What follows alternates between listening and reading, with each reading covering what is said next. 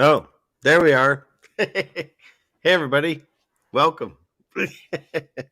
It is, what is today? Tuesday, January 10th at around 7 West Coast, or so they say. Excuse me. Got a cough in my throat. And right before we started. But here we are.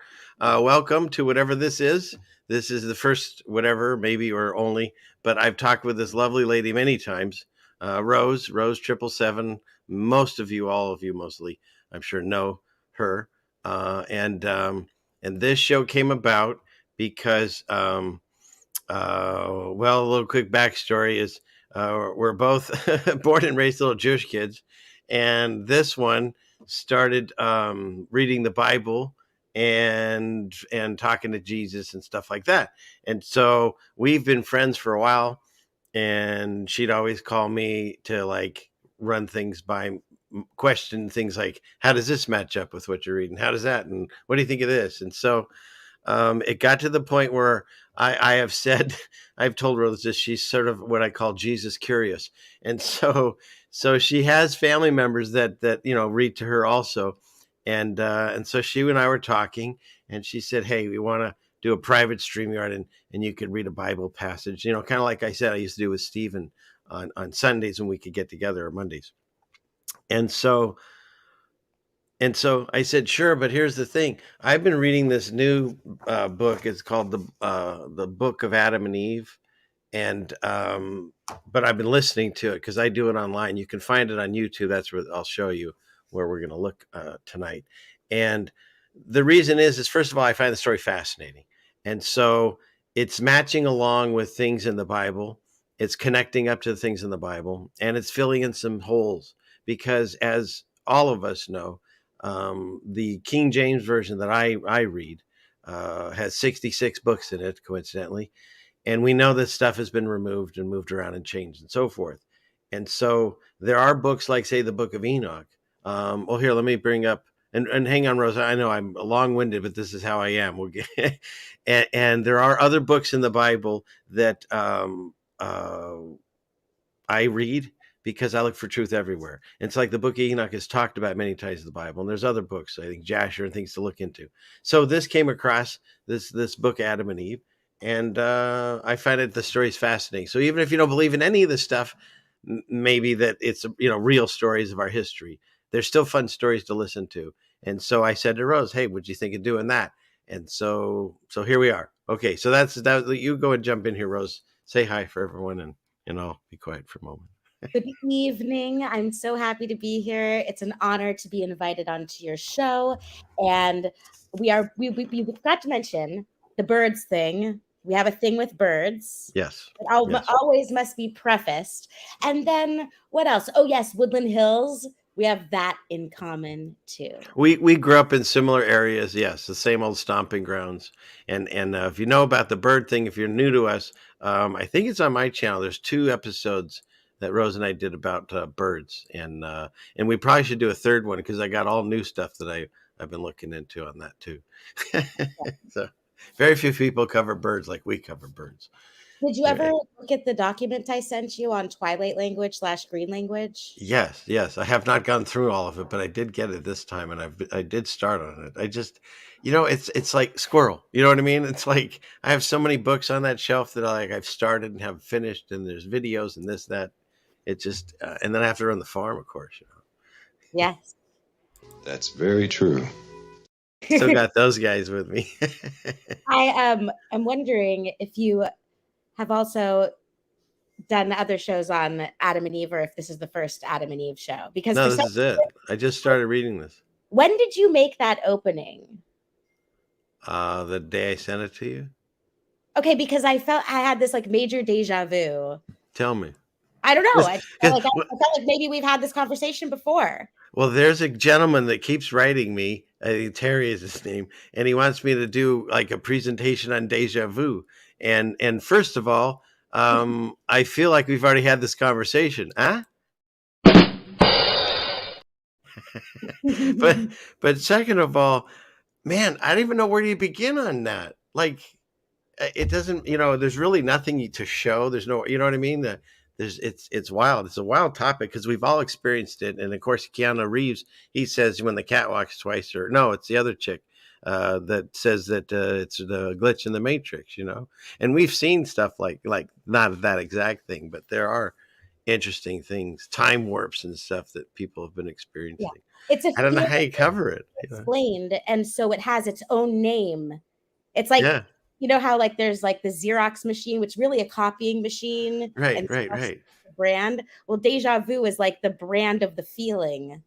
Right, like Kleenex, it's the same thing. Nobody says, "Give me a facial tissue." Yeah, yeah, exactly. It would be weird if they did. I would say, "What the fuck are you talking about?" I know, right? What do you mean? Get out of here, you weirdo!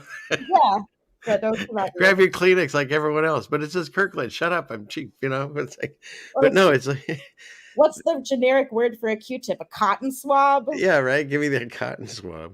No, How? but Yeah, gross. so how'd we get onto this? I don't even know. I don't know. But I'll Oh, bring it. deja vu. Yeah. So that's and dream world. That's a whole other thing, man. You can get well, Inception. You can get lost forever, but yeah, you can get lost in dream world conversations forever. So, Yeah. um, Okay, well, can I segue into Adam and Eve because oh it's wait, here like we're gonna transition, and Adam I and don't, and maybe we should go with segue because I don't know. I don't want to be offensive by saying transition. So, but go Eve. ahead, Rose. What's up?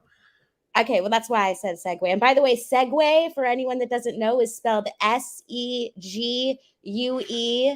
And Google isn't nice to people who try to look for the correct spelling with Seway. So I just saved you some time. About Adam and Eve, it seems like that whole story is like a dream world, and it would be impossible for anyone to consider it a literal story as part of history. That's how I have always felt. But when you brought up recently off air that you were thinking to yourself that there was other people in another place, as explained in what we're going to discuss today, it really relaxes me because then it makes me feel like the whole thing Yeah. could be more possible, and we're not talking about something that's so far-fetched. Like, how could it just go from nothing to two people that then creates an entire race and not everyone is retarded because of incest? Yes. Maybe that's all a hoax. Very good questions. Okay. But this is what this and for those of you that I don't have a banner that we don't know anything. Although this is it. We can just use this guy. We know nothing. Nothing. Okay, so I've set the bar low. So don't worry if it for people in the chat, thank you for being here, whoever's here. All I ask is that it just be respectful. I might say things that are different than your opinions. All I'm trying to do is hash this out live on air. And I'm welcome to anybody's opinion. Just be respectful of each other. And if you have questions or if I've done it wrong, email me. I'd love to hear from you. ceilingfanman2020@gmail.com. Yeah, so what we're going to do is we're just going to kind of go through this because what I found was one of the questions I had was, okay, what I was believing, because what's written in the stories, you got Adam and Eve, and then you got Cain and Abel, and then Cain kills Abel, spoiler alert, and then Cain, what's his punishment? A, he gets banished. Where's he going? B, he's worried other people will kill him. Who are they? C, he has a whole family. Where'd they come from? So this book fills in a lot of those questions for me. And again, you can research where, who wrote it, just like all the other books. There's a history of who wrote it, how they found it, blah, blah, blah. I find it fascinating that people really get caught up in, don't read this book. Why? Because that book told me not to. So it's like, okay, so you believe that book more than this one.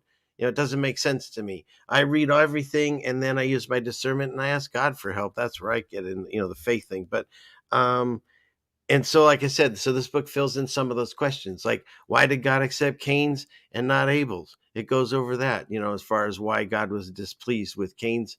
I mixed that up, but he accepted Abel's, not Cain's. It goes over stuff like that. And plus the main one, the one that no one thinks about. Like when you think about Adam and Eve, this is, again, growing up Jewish, this is all I knew about Adam and Eve. Just all the Bible stories at that time, I believe, were just ways to keep you morally correct. And Jesus was a prophet like Moses. Am I right? This is about what they teach us. Then they teach you to read another language with vowels. And then when you get to the actual book, there's no vowels because they don't want you to know how to do this in real life.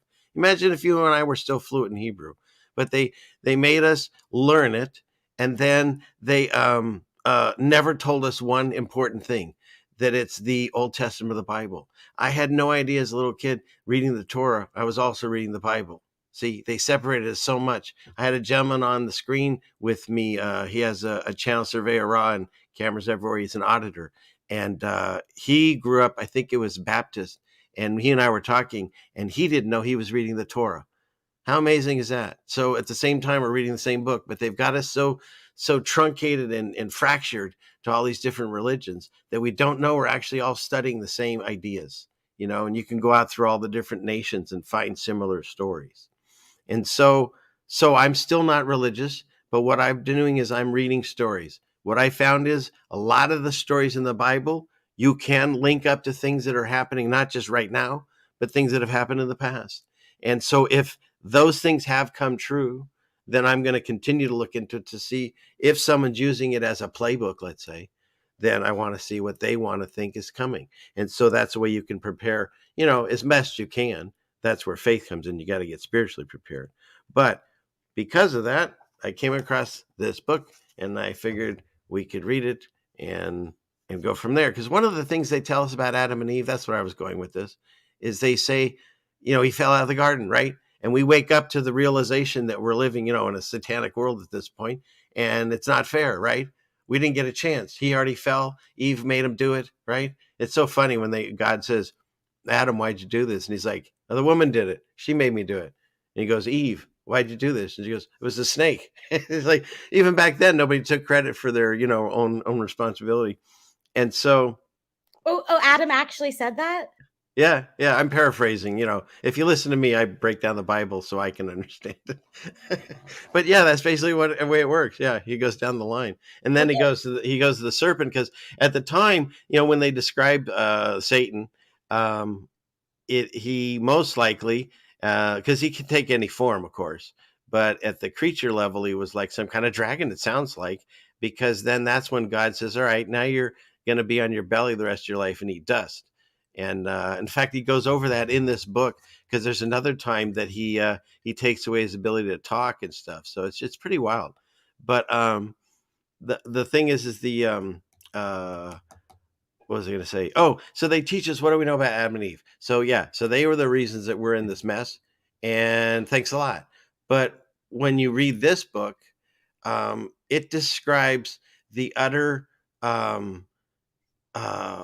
I don't know how to explain it, when you're just so overcome with emotion of sadness, because he's seen the garden. They lived there, and he hates this place. In fact, if you read these books, according to these books, he tries to kill himself. So And where did this book come from? I'm sorry? Where did this book come from? This book, I think we got it at a bookstore here in no, I'm kidding. Is it ancient?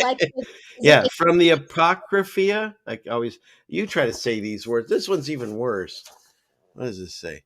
From the Apocrypha, and I'm not even going to try the Pseudepigrapha. Thank you very much. Of the Old Testament by R.H. Charles in 1913, and blah, blah, blah. So again, research it, and it talks about, well, again, you guys can research it. But the main thing is we're going to discuss this book, and I'll relate it to the things that I do know. Hopefully I remember that are in the scriptures, and we'll have some fun. And if everyone hates it, then it'll just be Rose and I talking like we were going to anyways. Long time. That's very true. But if you are here listening to us, well, Welcome to the party, pal. I still have those. I might as well use them. Yeah. So, okay. So, let's see. Let me go some water here.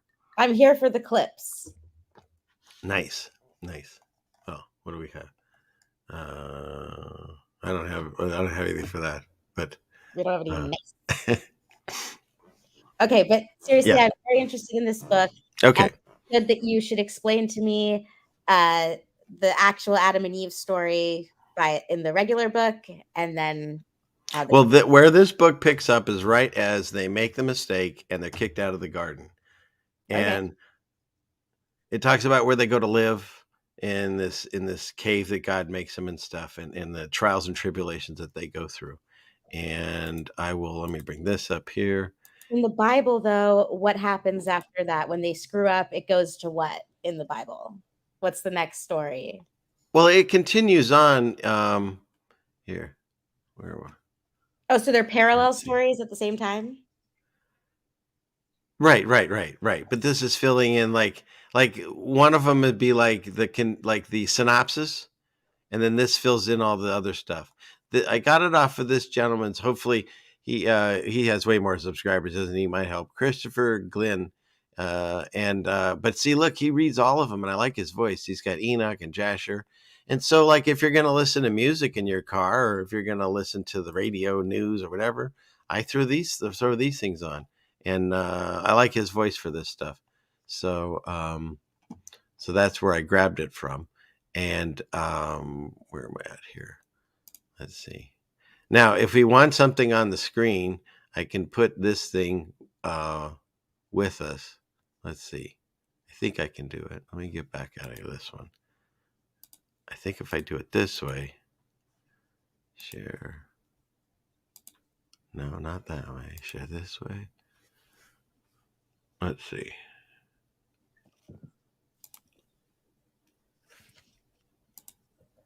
Oh, but see, that still takes me off the screen. How do I fix? Hold on, people. I'm still learning.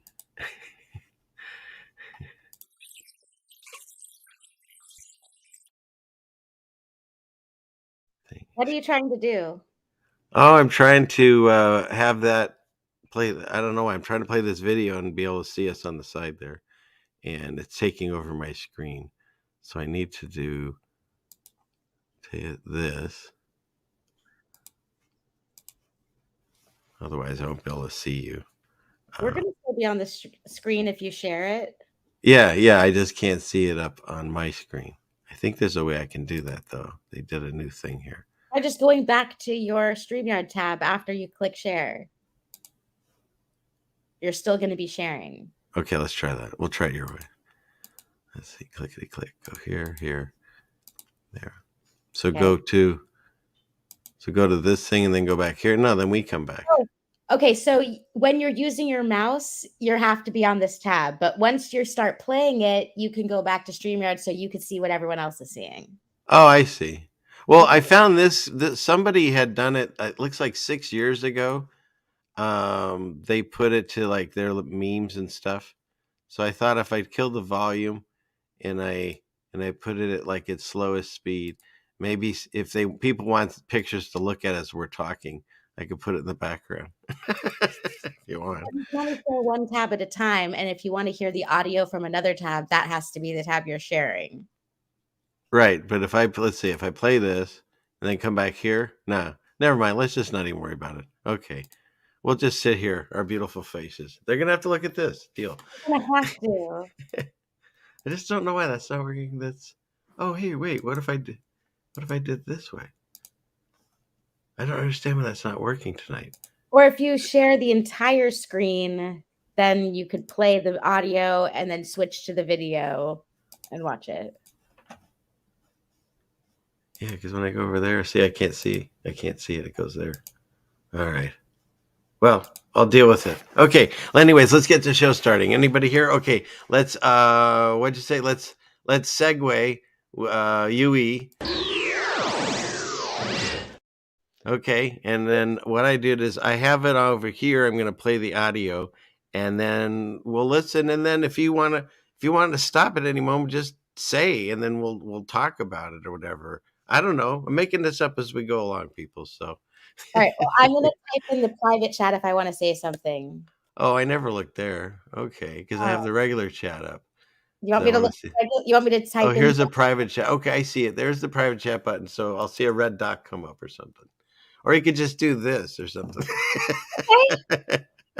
Yeah, that works. I'll see that way faster. Private chat will go by 20 minutes, and you'll be like, "This is okay." Yeah. You don't even have to do the winky finger. Just go like that. I'll see it. I got nothing else to look at. You mean you want me to? So you're annoyed by the movement of the finger? You want me to just hold my finger still? Do whatever you like, Rose. Okay, I just want to make sure that you feel comfortable with whatever I'm doing with my finger. That's a sentence I don't think I'd ever want anyone to say. Yeah, but it's just, it's a distraction. My doctor used to say that, and I stopped going to him. That's very true. I wasn't even thinking about that. Oh, shoot. I think I told my mom to watch this. Hi, Mom. Oh, goodness. Okay, let's see. Okay, well, let's get going here. Geez, I sure wish I could figure out how do I do that normally when I have those tabs? Why isn't it working tonight? I believe that we could do it how you want if you could just have faith and Have faith in it? Okay. That's I what Jeannie would tell me to do. take the time to make it work the way you want to. You just have to really describe to me what you want to do, and I'll just give you step-by-step instructions. Yeah, I don't think I can bring it up on this camera. So we'll just deal with it. All right. You can like wave or something if they need something else to look at. I could bring in a third screen here. Nah. Okay, can we just get going? Let's get going. All right. Welcome everyone. I'll trim all this out. No one will even see it. Okay. So let's read Adam and Eve. All right. So if you happen to have the book following along, we'll do that. And well, I'll put it up here anyways, and then I just won't see you. So I'll look for the private chat. How about that? We could try it that way. Give me a link so that I could follow along. Let's see. If I put it like this, and I put this picture up here so people have something to look at. See, I can't see the private chat. Ooh, I could go over here and do it. Let me try that. One more try. One more try here. If you go back to the StreamYard chat and click play, then you're going to see both us and the other screen that's being shared. Go back where? Go here. Oh, it's gonna be sharing whatever you're looking at. Okay, I know the answer. Okay. You do. Okay. Click present, share screen, and then choose the particular tab that you want to share. Yeah, I tried that, but then it takes us off. Let's just go. No, it won't. All right. Click share screen. All right. Share the particular tab. Chrome tab. Okay. It would be this one. And share. Okay. So now it's sharing. Right tab and go back to click on the StreamYard tab. Dude, you did it. Look at that. You did it. I knew it. I knew it that it would work out if you just listened to me. All right. So let's see. I know. You have more faith than I do. There we go. See, I'll just put their little thing on so people have something to look at. Whew. Okay. Now the show can begin. All right, here we go. Read by Christopher Glenn. Book 1, Chapter 1. On the third day, God planted the garden in the east of the earth, on the border of the world westward, beyond which, towards the sun rising, one finds nothing but water that encompasses the whole world and reaches unto the borders of heaven. And to the north of the garden there is a sea of wafer, clear and pure to the taste, like unto nothing else, so that through the clearness thereof one may look into the depths of the earth. And when a man washes himself in it, becomes clean of the cleanness thereof, and white of its whiteness, even if he were dark. And God created that sea of his own good pleasure, for he knew what would come of the man he should make, so that after he had left the garden, on account of his transgression, men should be born in the earth, from among whom righteous ones would die. So Rose, right off the bat, I'm hearing that, like, we know, I mean, God is everywhere at all times. Like our concept of time is not the same. And so as soon as he decided to create whatever, this terrarium full of people, boom, he instantly knew we were going to fall. This situation is going to be Rose, and then go from there. Yeah, I can black screen it too. This is cool. Okay. So, sorry. Oh, I hit the wrong button. Anyways, I'll figure it out because you taught me how to do it. So he already had the system set up for after we get knocked out, right? And And so that's what I'm hearing here is that he, because what Adam talks about is prior to Gus getting us knocked out, we were different types of beings. We were able to talk to angels, we were able to see them, and we didn't have the same, we didn't have to exist like we do now. So, anyways, Isn't okay? Isn't it annoying that we have to go to the bathroom and eat food? It would be easier if we were all breatharians, right? And we would be able to focus on doing artistic things. That's actually, I guess I'm running ahead because the book is quite intense. But one of the things that happens is when God finally has to fix our bodies to where we have to eat and do that, it's like the saddest day of Adam's life at that point, because at that point he knows for certain they can't go back. Because throughout this book, he's trying to get back and get into God's graces and come up with some way of going back. And he told us, and that's an interesting thing about the dates. He said that we have to be out of the garden. I think it's for 5,500 years, and then he will bring us back. And that's Adam's promise. And so what I find is fascinating is that all the different religions, they fight over, Muhammad, or they fight over Jesus, or they fight over, who's the special children, who's whatever, and Abraham and all that. But when you go back to the original promise that God gave, he gave it to Adam. And he said, after you have to, because Adam has to go through something before he's allowed back in. He has to cleanse himself.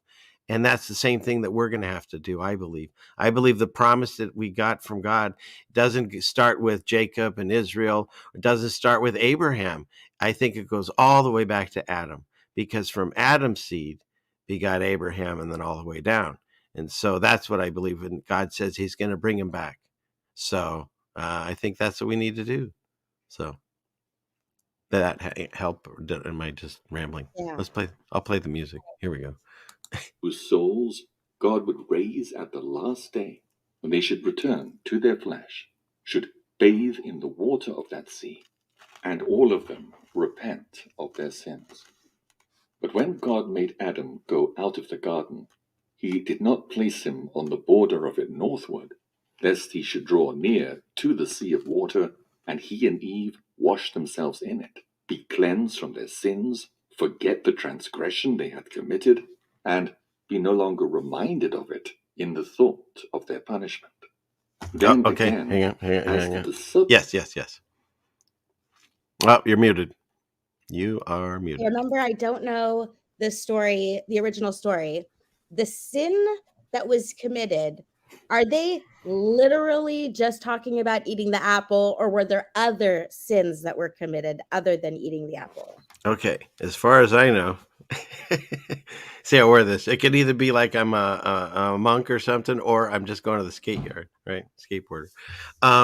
Here's what I understand is that there was a tree in the garden that was the tree of knowledge of good and evil. It basically it taught you everything, and so when God started us in the garden, we didn't need to know all that stuff. He did everything for us. He took care of us. There was no need for they didn't even have sunlight, daylight, nighttime, whatever. It was just light came out of them. They were light beings, the way it's described. And so, what was the question? Well, can I ask you another question? Well, wait, finish that one. I want to finish this thought before. What did you ask me exactly? You don't even remember. Come on, chat. Helps that. I was asking. What was the sin they caused? Okay, so the idea was God said, "Look, there it is. Oh, that's funny." No, thank you. Random pictures. So so the sin was that Adam seemed like he was pretty cool with it. Like he liked where he was and everything was chill. And I'm not blaming the woman. He does. But Eve shows up and she gets tempted by the serpent, by Satan. And he's like, hey, why don't you try this tree? And she's like, well, we're allowed to. It's like the beginning of Steve JMO's opening. We're allowed to eat from any tree in the garden except that one. And he's like, well, yeah, because God knows if you eat from this one, it'll open your eyes and you'll be as God. And again, the satanic agenda and so forth like that. And so she's like, well, no, he said that we're going to die. And he's like, come on, God wouldn't put a tree in here and then tell you if you eat it, he'll kill you. He's not going to kill you. And so she did. She brought it to him, and they both partake of it. And so, like, it's almost like they didn't have to do a thing. They had one rule, don't touch this area. And I don't know why it has to exist, but think about it. Whatever being God is, everything comes from God. And whatever name you want to insert there, people get caught up on the names. That's the one I'm using for tonight. Okay, Big G, whatever. So everything comes from God. Everything has to be in it. He has to have this knowledge of everything. But why do we? Like, you don't teach your 5-year-old how to shoot a firearm. At least, most of us don't. Maybe he doesn't need that knowledge. Maybe he'll be fine without it for now. And so it's the same thing. God was just like, hey, I got this perfect place. You won't need anything. And we were literally like babes in the wood.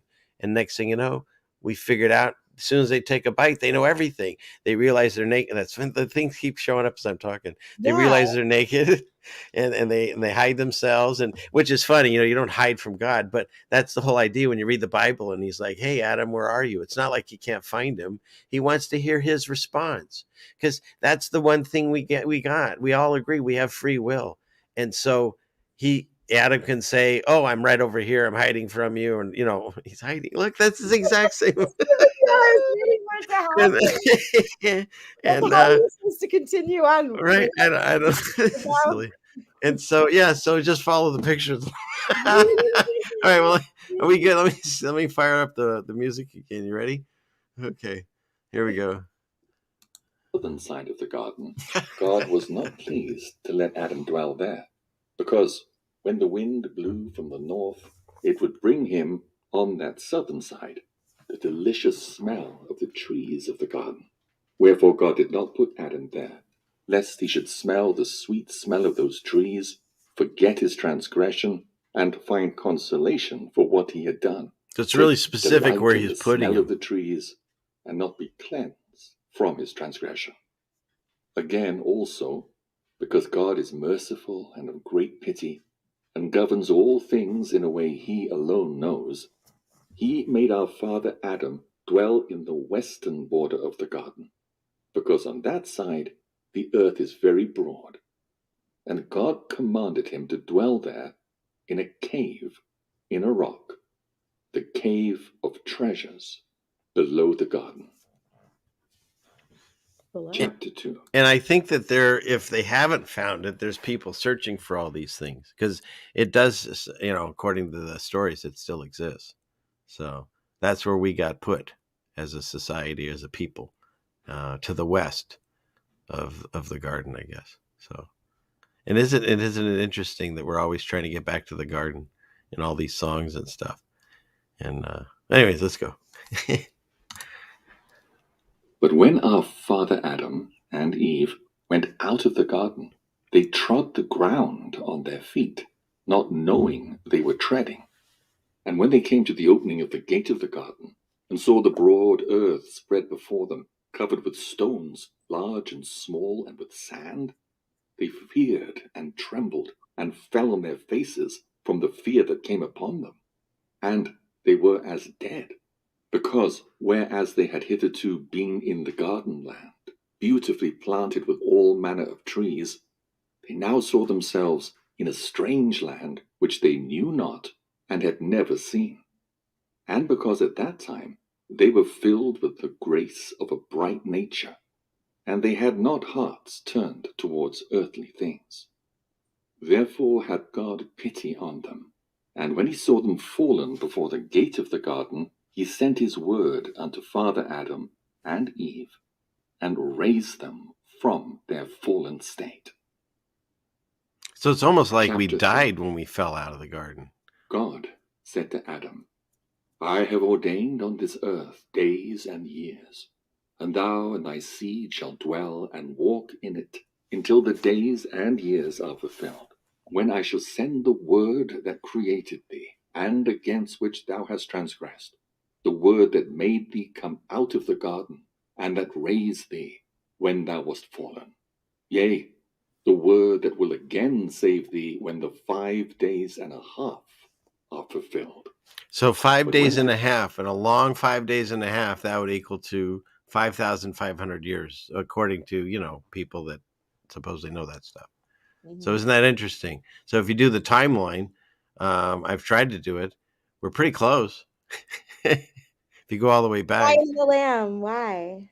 Yeah, that makes no sense. If you look up King James or whatever, it never said "Lion the lays with the lamb" anymore. For those of us playing along. Okay, let's move on. Adam heard these words from God, and of the great 5 days and a half, he did not understand the meaning of them. For Adam was thinking that there would be but 5 days and a half for him to the end of the world. And Adam wept and prayed God to explain it to him. Yeah, I would want that. Then God, in his mercy for Adam, who was made after his own image and similitude, explained to him that these were 5,500 years, and how one would then come and save him and his seed. Should that be But us? God had before that made this covenant with our father Adam in the same terms ere he came out of the garden, when he was by the tree whereof Eve took the fruit and gave it him to eat. Inasmuch as when our father Adam came out of the garden, he passed by that tree, and saw how God had then changed the appearance of it into another form, and how it withered. And as Adam went to it, he feared, trembled, and fell down. But God, in his mercy, lifted him up, and then made this covenant with him. And again, when Adam was by the gate of the garden, and saw the cherub with a sword of flashing fire in his hand, and the cherub grew angry and frowned at him, both Adam and Eve became afraid of him, and thought he meant to put them to death. So they fell on their faces and trembled with fear. But he had pity on them, and showed them mercy, and turning from them, went up to heaven, and prayed unto the Lord, and said, Lord, thou didst send me to watch at the gate of the garden with a sword of fire. But when thy servants Adam and Eve saw me, they fell on their faces and were as dead. O my Lord, what shall we do to thy servants? Then God had pity on them, and showed them mercy. And Rose, so that's an interesting thing to me, because there's a lot of people that believe, say, if we could find the center, true north, maybe that's where we go back to go home, or you can go outside ice walls and find our way home. But if you believe these stories, because this is matched with ones in the Bible too, is that there's just these angels with like fire swords or pillars of fire. It's blocked off and surrounded, and even if you could find it, you're killed instantly. Except these two, because they talk about it later. This angel's like, oh shoot, if I go down and do what I'm supposed to do, what if God, you don't want to make God mad, so he's not sure what to do. But yeah, I find that interesting. Is that I Wait, believe that why- there is. I'm sorry. Go ahead. Can What's you that? explain why he's not sure what to do? I can't hear you. Say, may you Can turn you your ex- mic up? can you explain why he's not sure what to do? Yeah, because his job is to come down and kill someone that's trying to get into the garden if you're not supposed to. But it's Why is Adam and he Eve. though? It's Adam and Eve, and he's like troubled, because if he does it wrong, then God's going to be mad at him. This is what, anyways, what the angel supposedly is saying on these writings. But But why is it his job to kill someone? well, they to protect certain realms and stuff, you're not allowed. You know, I didn't make the system. I'm just reporting what I'm hearing, and that there's certain angels that they just sing God praises all day. There's certain angels that take your prayers to him. There's certain angels that watch over you and your family and things like that, and there's certain angels that protect the throne of God, I guess, or at least Kill people. well, yeah, I mean, Well, I mean, God's they say that God give life and take God it away. Yeah, which Uh, that's been Mandela affected. That was in the book of Job. For any of you not knowing this, it's I found it on my show. I think it was that it used to be the Lord giveth, the Lord taketh away, and now Job says the Lord gave, past tense, and the Lord hath taken. So it doesn't, it sounds weird even saying it, but yeah. yeah. So the idea is this: if God created everything, then he can uncreate it. No one else can. Now, does he do bad things? No, I believe he allows the world to play itself out with the free will. He allows bad things to happen, but he can also protect and save. And if we don't go through whatever it is that we all feel that we're going through, nothing's going to change. And there's a lot of atrocities going on in the world, and we'll all go back into watching football. And God's like, I've had enough of that. We're going to go through what I think is, towards the end game, and go from there. And so, yeah. All right, book. Let's hit the book. All right. And sent his angel to keep the garden. And the word of the Lord came unto Adam and Eve, and raised them up. And the Lord said to Adam, I told thee that at the end of 5 days and a half I will send my word and save thee. Strengthen thy heart, therefore, and abide in the cave of treasures, of which I have before spoken to thee. And when Adam heard this word from God, he was comforted with that which God had told him, for he had told him how he would save him. Chapter 4. See, and I think that's really Adam and important Eve too. wept for having come out of the garden their first. You're muted, but yeah, I think that's important too.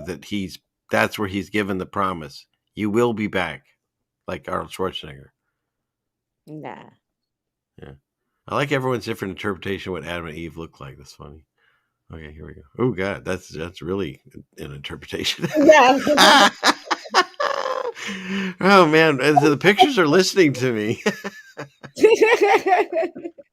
Yeah, like I like that one. Oh, what do you think of this one? That was Alex Gray I saw in the corner. That's the artist, and that artist is famous for doing like DMT art. Oh, okay. All right. Right So I on. guess that's what it looks like. First abode. And indeed, when Adam looked at his flesh that was altered, he wept bitterly, he and Eve, over what they had done. And they walked and went gently down into the cave of treasures. And as they came to it, Adam wept over himself and said to Eve, Look at this cave that is to be our prison in this world and a place of punishment. What is it compared with the garden? What is its narrowness compared with the space of the other? What is this rock by the side of those groves? What is the gloom of this cavern compared with the light of the garden? What is this overhanging ledge of rock to shelter us compared with the mercy of the Lord that overshadowed us? What is the soil of this cave compared with the garden land? This earth strewed with stones, and that planted with delicious fruit trees. And Adam said to Eve, Look at thine eyes, and at mine, which afore beheld angels in heaven praising, and they too without ceasing. But now we do not see as we did. Our eyes have become of flesh. They cannot see in like manner as they saw before. Adam again. And Rose, right there, he's talking about that when we became these fleshy bodies, that we couldn't hear and see things like we used to. Like I said, we can't hear and see the angels anymore. But if we're going through the opposite process, if we're waking up to the spiritual side and God existence, that's why I think we're seeing and hearing things that we've never seen in our lifetime. You know what I mean? Because we're reopening those connections. So Got it. okay. Said to Eve, What is our body today compared to what it was in former days when we dwelt in the garden? After this, Adam did not like to enter the cave under the overhanging rock, nor would he ever have entered it. But he bowed to God's orders and said to himself, Unless I enter the cave, I shall again be a transgressor. Right. So he didn't want to go in the cave, but he's Chapter like, 5. this time I'm listening. Then Adam and Eve entered the cave and stood praying in their own tongue, unknown to us, but which they knew well. And as they prayed, Adam raised his eyes and saw the rock and the roof of the cave that covered him overhead, so that he could not see neither heaven nor God's creatures. So he wept and smote heavily upon his breast until he dropped and was as dead. And Eve sat weeping, for she believed he was dead. Then she arose, spread her hands towards God, suing him for mercy and pity, and said, O God, forgive me my sin, the sin which I committed, and remember it not against me. For I alone caused thy servant to fall from the garden into this lost estate, from light into this darkness, and from the abode of joy into this prison. O God, look upon this thy servant thus fallen, and raise him from his death, that he may weep and repent of his transgression which he committed through me. Take not away his soul this once, but let him live, that he may stand after the measure of his repentance, and do thy will, as before his death. But if thou do not raise him up, then, O God, take away my own soul, that I be like him, and leave me not in this dungeon, one and alone. For I could not stand alone in this world, but with him only. For thou, O God, didst cause a slumber to come upon him, and thou didst take a bone from his side, and didst restore the flesh in the place of it, by thy divine power. And thou didst take me, the bone, and make me a woman, bright like him, with heart, reason, and speech, and in flesh like unto his own. And thou didst make me after the likeness of his countenance, by thy mercy and power. O Lord, I and he are one, and thou, O God, art our Creator. Thou art he who made us both in one day. Therefore, O God, give him life, that he may be with me in this strange land, while we dwell in it on account of our transgression. But if thou wilt not give him life, then take me, even me, like him, that we may both die the same day. So, like I said, Adam is so sorrowful and remorseful to a level that we can't even comprehend, because he transgressed. Meanwhile, he like falls down like dead, or is dead, I don't know. And Eve, what does she do? She's totally distraught and brokenhearted, because she's like, to fix him or take me too, because I'm the reason he's down there like this. And so another thing that I love about these stories is, people always talk about God and how he's vengeful, and it talks about him being jealous and all these things in the Bible and whatever. But the main things that he is he's loving and he's forgiving. And so that's a lot of the things that I talk about that are missed in the world right now. And how can we expect a creator to be loving and forgiving us in our transgressions if we can't do it to other people? And so that's what I see here, is that Eve is just like, obviously super remorseful, right? It wasn't an easy thing. We make it sound so trivial what they did, but what they did was they had no idea the consequences, right? Kind of like normal everyday people. So yeah, Right. and she might have died of broken heart syndrome, right? That's a new thing now. And I think they go over how they attach fig leaves. So it is very Romeo and Juliet. Yeah. So let's see.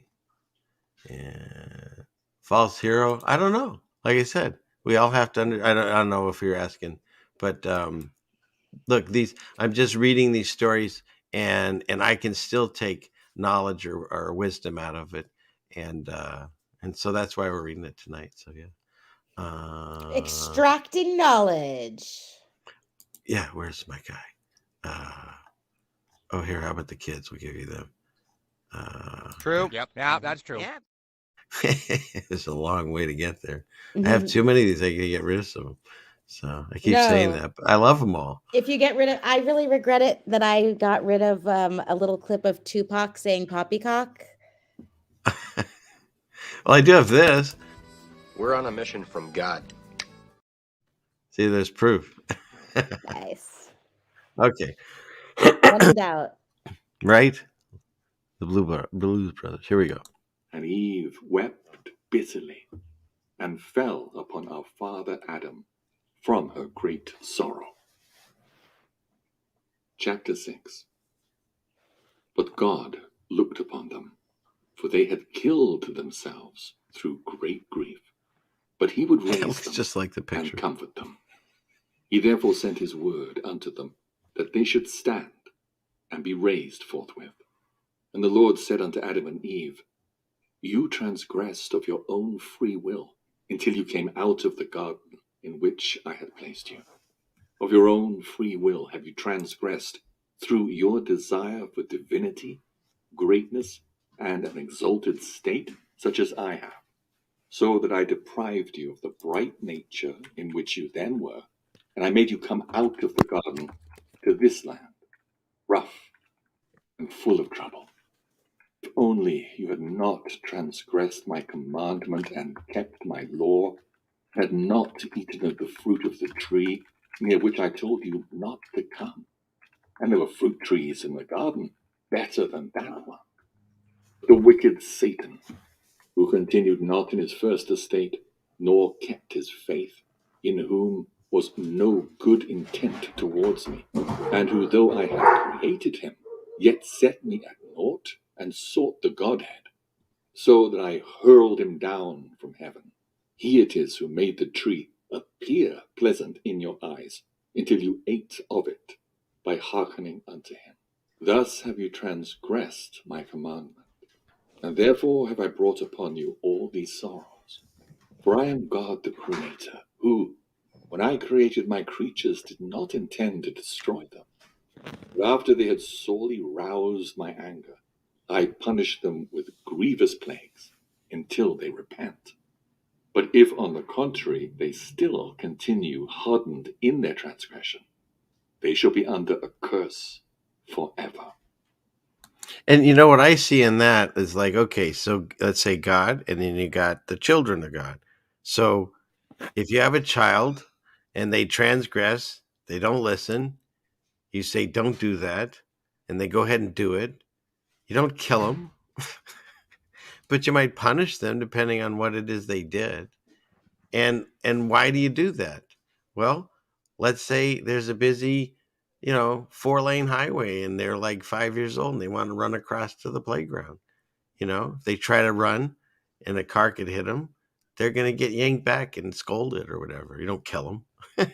And so that's the way I see God. He's loving, he's forgiving, and he's doing it for our own benefit. He's trying to help us. But we have free will, so that means if you continue to transgress and not listen, you could die, right? If you ran on that freeway, Yeah. right? If you keep making the mistake over and over and over again, don't be surprised when you seriously do Yeah. die. I played Frogger. Eventually, the cars win. Yeah. Nobody knows what Frogger is. You're not old No, I know enough. what Frogger is, but only because of the Seinfeld episode where George Costanza becomes Oh, in yeah. the game. When You're he's right. You're right. They did Frogger. Yeah, yes. Okay. You and I can get lost in a 10-hour conversation and forget where we were. Yeah. All right. Stay focused. Let's do it. Okay. Chapter 7. When Adam and Eve heard these words from God, they wept and sobbed yet more. But they strengthened their hearts in God, because they now felt that the Lord was to them like a father and a mother. And for this very reason they wept before him and sought mercy from him. Then God had pity on them and said, O Adam, I have made my covenant with thee, and I will not turn from it. Neither will I let thee return to the garden, until my covenant of the great 5 days and a half is fulfilled. Then Adam said unto God, O Lord, thou didst create us and made us fit to be in the garden, and before I transgressed, thou madest all beasts come to me, that I should name them. Thy grace was then on me, and I named every one according to thy mind, and thou madest them all subject unto me. But now, O Lord God, that I have transgressed thy commandment, all beasts will rise against me, and will devour me and Eve thy handmaid, and will cut off our life from the face of the earth. I therefore beseech thee, O God, that since thou hast made us come out of the garden, and hast made us to be in a strange land, thou wilt not let the beasts hurt us. When the Lord heard these words from Adam, he had pity on him, and felt that he had truly said that the beasts of the field would rise and devour him and Eve, because he, the Lord, was angry with them too on account of their transgression. Then God commanded the beasts and the birds and all that moves upon the earth to come to Adam, and to be familiar with him, and not to trouble him and Eve, nor yet any of the good and righteous among their posterity. Then the beasts did obeisance to Adam, according to the commandment of God, except the serpent, against which God was wroth. It did not come to Adam with the beasts. Chapter 8. So at that point, we still have dominion over all the beasts of the earth. But I don't think at this point we're even eating. So that was like we were just hanging out with them. And what was he saying? Under which circumstances would the beasts rise up against them? Well, because they fell in the garden. Everything, don't forget, if you're in the perfect setting, Garden of Eden, which we can't even comprehend, and you get tossed out into this strange land. It's a Heinlein book, Stranger in a Strange Land, and everything was scary to them, and so they thought all these animals are going to kill them. Like they no longer could talk to angels and see things, and they had been changed. And so God's like, say, no, I'm going to bring all the animals to you so you can meet them, because he named them. That was the cool thing. Originally, he named them all. And I even made a joke about that a long time ago. I was pretending to be talking about when Adam named everything. And then when he got to orange, it's like he just quit, right? It's the color and the thing. He's just like run out of names. Just call it the same, but move on, right? Just is what it is. It's an orange. Yeah, it's an orange. What color is it? It's orange. Wait a minute. Don't talk to me. I got more things to do. So, but he says, interesting, all the animals come to him except the serpent. Because, serpents, well, there you go. See, that looks more like a dragon. And wow, Eve looks amazing there. But, so that's the thing is the serpent still didn't come to him. Hey, not to go off topic like we always do, but have you seen, I covered it on Friday, all the circles, the animals are all going in circles and stuff. Wait, did you like Eve because of her beautiful face or because she was covered in weed leaves? Could I go with both?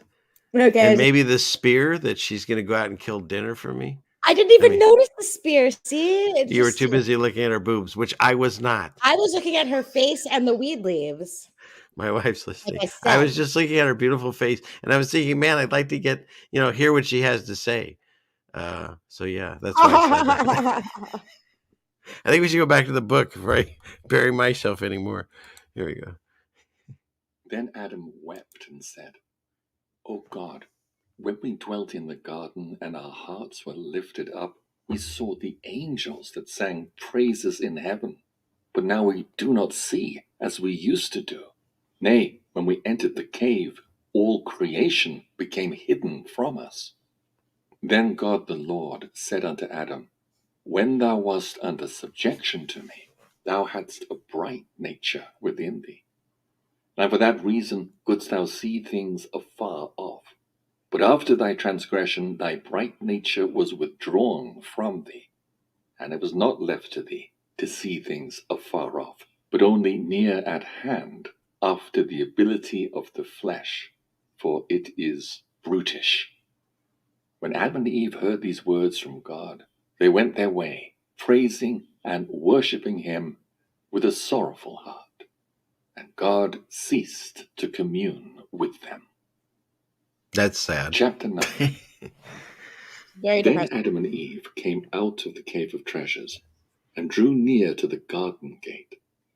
And there they stood to look at it, and wept for having come away from it. It's just And so Adam sad. and Eve went from before the gate of the garden to the southern side of it, and found there the water that watered the garden from the root of the tree of life, and that parted itself from thence.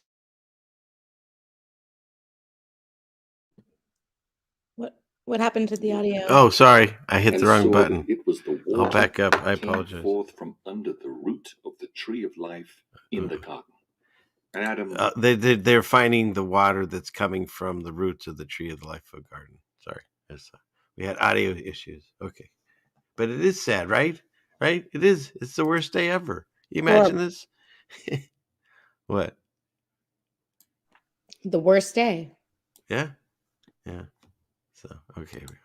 wept and wailed, and smote upon his breast for being severed from the garden, and said to Eve, Why hast thou brought upon me, upon thyself, and upon our seed, so many of these plagues and punishments? And Eve said unto him, What is it thou hast seen to weep and to speak to me in this wise? And he said to Eve, Seest thou not this water that was with us in the garden, that watered the trees of the garden and flowed out thence? And we, when we were in the garden, did not care about it. But since we came to this strange land, we love it and turn it to use for our body. But when Eve heard these words from him, she wept. And from the soreness of their weeping, they fell. Is she weeping because she's recognizing the satanic agenda? Say again? Is she weeping because she's recognizing the satanic agenda of having to like utilize death and others and like use things to your advantage in order to survive? I don't think she's that advanced in the idea of what's happened yet. I think they just realized they went from like the most incredible penthouse. I don't know. Pick your most favorite place you've ever could live, and instead they're living like on the streets of San Francisco right now. You know, along the highway. Right. And culture that would be sad. Yeah. Major culture shock. Right. It's honestly like they put bags on their heads, kidnapped them, and there's that beautiful, intelligent Evian, and then drove them somewhere, and then just dropped them off. They have no idea what's going on, and yeah, so that's what I have. Okay, and let's see, what do we have here? So people, let's see, what is it? Help me lose my faith, God. What is it? Well, see, that's the thing. What I'm trying to do with Rose is hash these things out, because I don't really believe he's gaslighting them. What I believe happened is we all have free will. And thank you for the questions, please. And when I can't see them in the chat, I'll talk to them if I can respond. If I know there's your sowing of fig leaves, people are asking about that in the chat. But angels, I think, do it for them. But the question, why does God allow bad things to happen? And so again, I get to believe that goes with free will. Like, no matter if you believe the stories of the Bible or not, it seems like everyone kind of agrees with, we have, well, I call them God-given rights. We have free will. And so even the angels, Satan decided, I can run this place, and came down here. Imagine that he thought he was hanging out with God and the angels and stuff, and decided he'd rather come down here and run this place. And when they show you on TVs and movies and stuff, they show Satan as this hideous monster, which in this book, there's a few times when God shows his real face to Adam, and it's horrifying. But at the same time, Satan's known to be beautiful. Obviously, he can change and shapeshift. And so whatever each one of us thinks is beautiful, it's like that movie It, where the monster looked like anybody that you wanted it to look like. That's what I believe they have the capability of. And he was able to convince angels that were literally hanging out with God that they could do better with him. Like, that's how, on the level of deceit that he can do.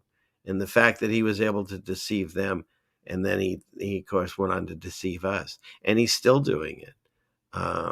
And so that's why I believe it's important to check out these books, because I believe the stories, maybe things have been embellished, we don't know, but the basic ideas and the stories are there.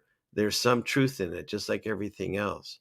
And so what I do is I take the meat and spit the bones.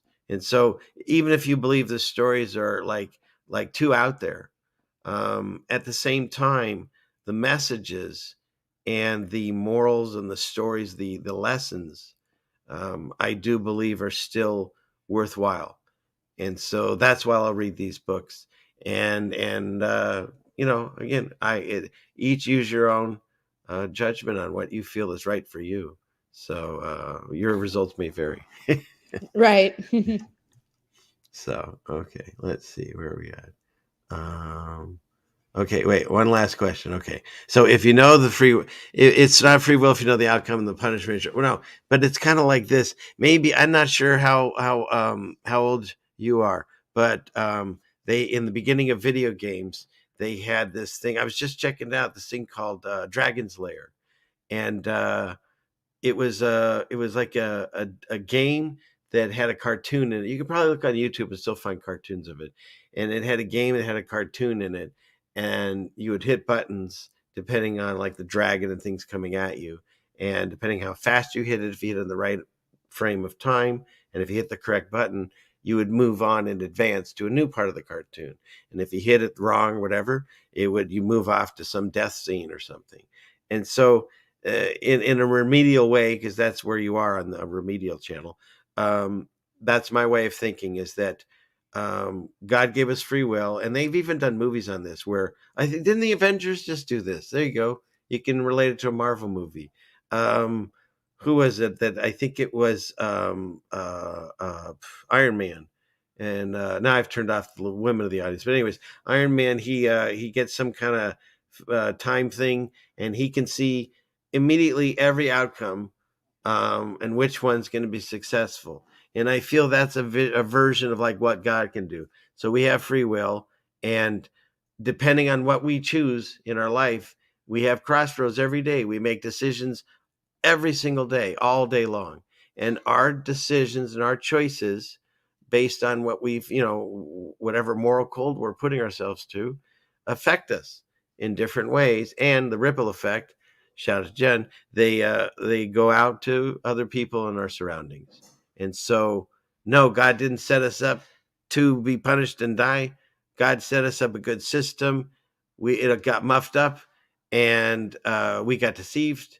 And so now our path is to find our way out, right? You go to the mazes at Halloween time, and you go in, and then you got to find your way out. And so however we got in, we're in.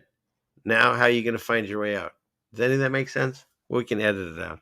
Yeah, it makes sense. It's a realm of possibilities that exist. Right? That's all we're doing here. No, I wasn't saying that about what we're doing. I'm saying that that's what like God is that it's a realm of possibilities. Like there's all the computations that could happen, but there's rules in place for us to dictate how it plays out. True. Yep. Yeah, that's true. Yeah. Thank you. You bet. And just remember, everyone, and again, I don't mind having discussion. That's why we're doing this. I want people to like look into it and tell me things and look at. But at the end of the day, there are no experts.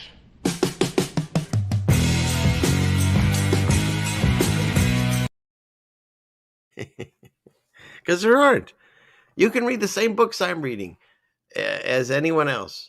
You can read the same books that the doctors read. You can see any law book. You can read whatever you want. You can surface and study and go as far as you want. The only thing you can't do is faith. That you're going to have to do on your own. And usually, go in a closet or a bathroom, shut the door where no one's around, and figure that out and talk to God and see what happens.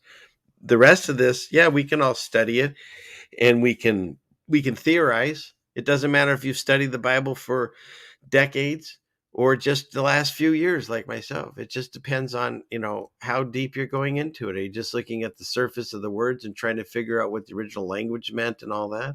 Or are you actually listening to the stories and the parables and trying to figure out how they match up with things going on in your life right now? And maybe you can use the examples, whether they're made up or not, as to how these people solve their problems. And maybe that's a way you can solve your problem.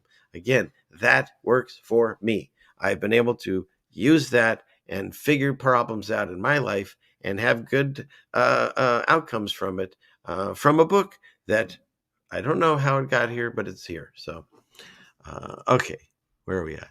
Boom, baby. Ooh, wrong one. But that's okay. I like that one too. Okay. We'll segue back into the book. Everybody having fun? I'm having fun.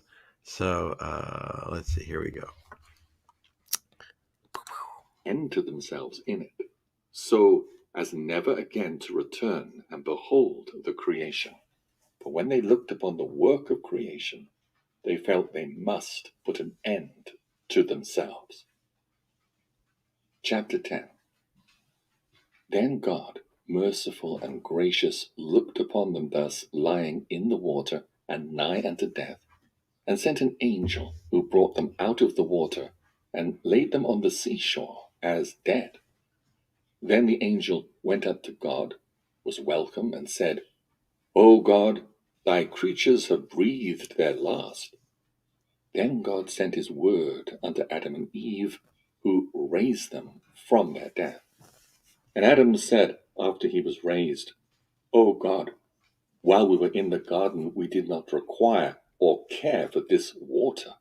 But since we came to this land, we cannot do without it. Then God said to Adam, While thou wast under my command, and wast a bright angel, thou knewest not this water. But after that thou hast transgressed my commandment, thou canst not do without water, wherein to wash thy body, and make it grow.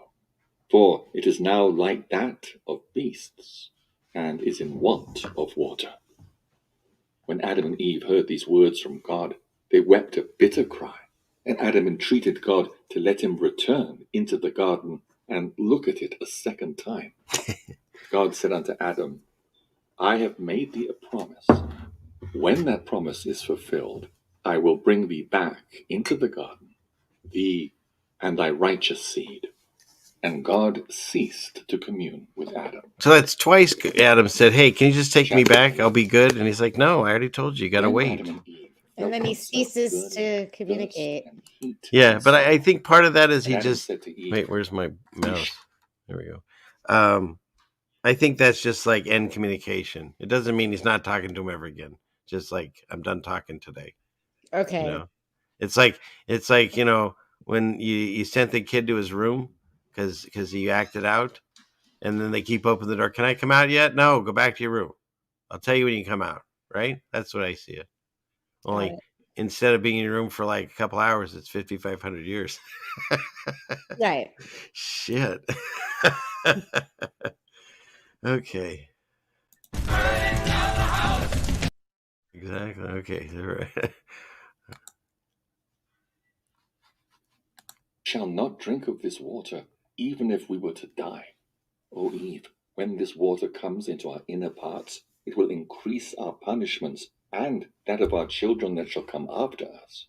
Both Adam and Eve then withdrew from the water and drank none of it at all, but came and entered the cave of treasures. But when in it, Adam could not see Eve. He only heard the noise she made.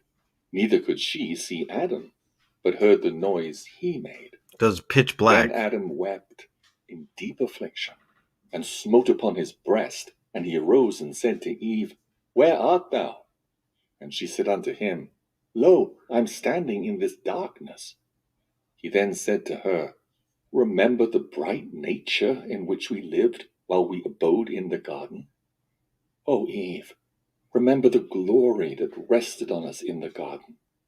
O Eve, remember the trees that overshadowed us in the garden while we moved among them.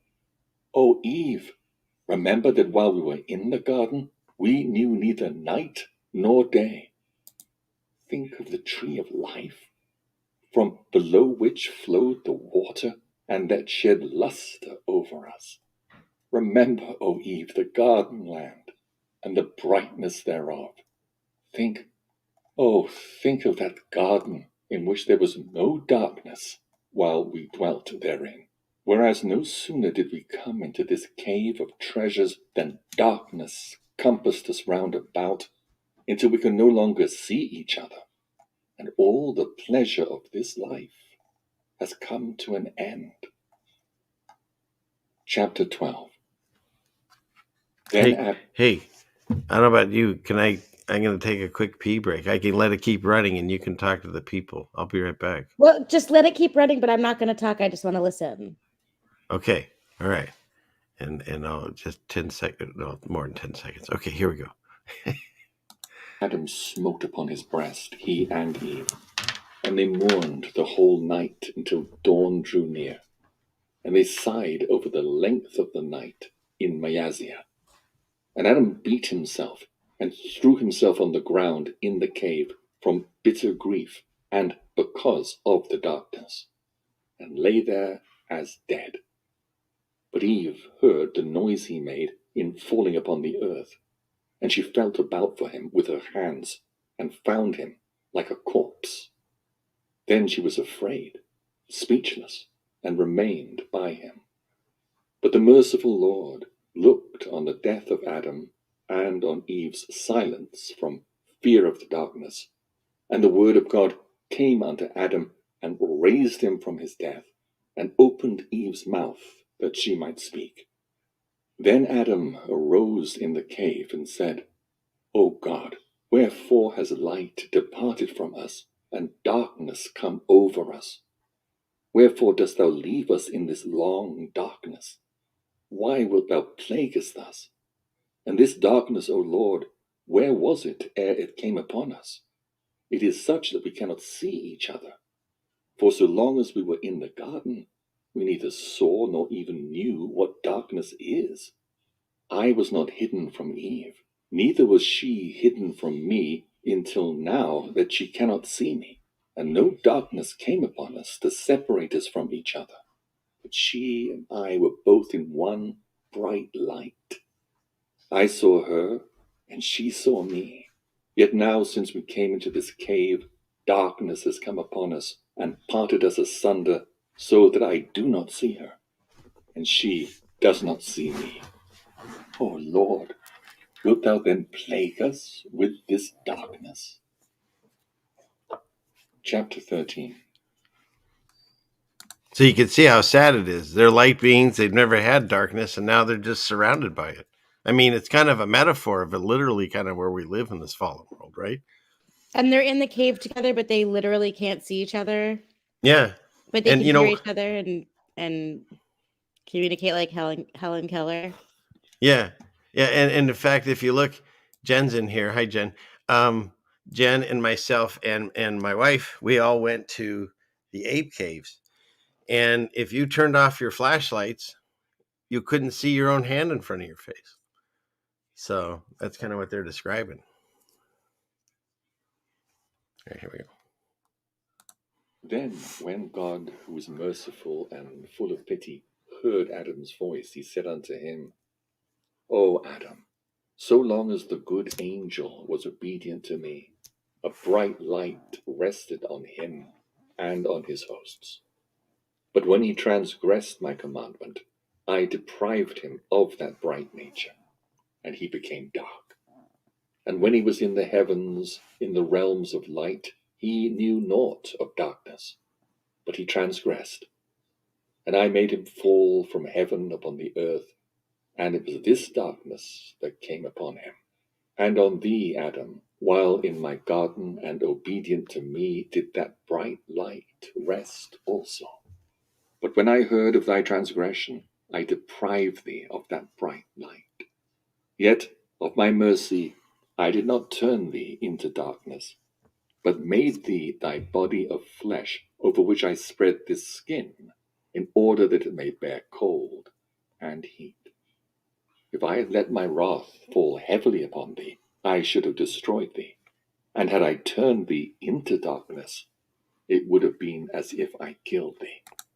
And seeing that's pretty really big there too, because that's where I see again a merciful God. He again just taking these books as, let's say, they're real, okay. And so what he's saying there is he's saying that you know, I could have just reset everything, because he does that right with the flood. He only saves this one perfect family, but why does he do that? It's not just because people are wicked. It's the genes have been so compromised by all of the whatever the Satan side, of genes that we're no longer the creation that God created. And so that's why he does the whole reset. And he only takes, well, I used to think he'd just take the clean animals two by two, but now there's Mandela effect or whatever. He's taken all kinds, unclean and clean. He's taken 7 of some and 2 of others. I don't know. It's very confusing now. But the basic story was he would get these clean animals. He would get this one perfect family because Noah, his family. But apparently someone, and again, I don't know if they have it in one of the books somewhere or one of the other canons or whatever you call them, but something was still unclean on the ark. And here we are again, because the fallen ones are still here. They're eternal. They come down. And so in the final judgment day, everyone gets judged, them as well.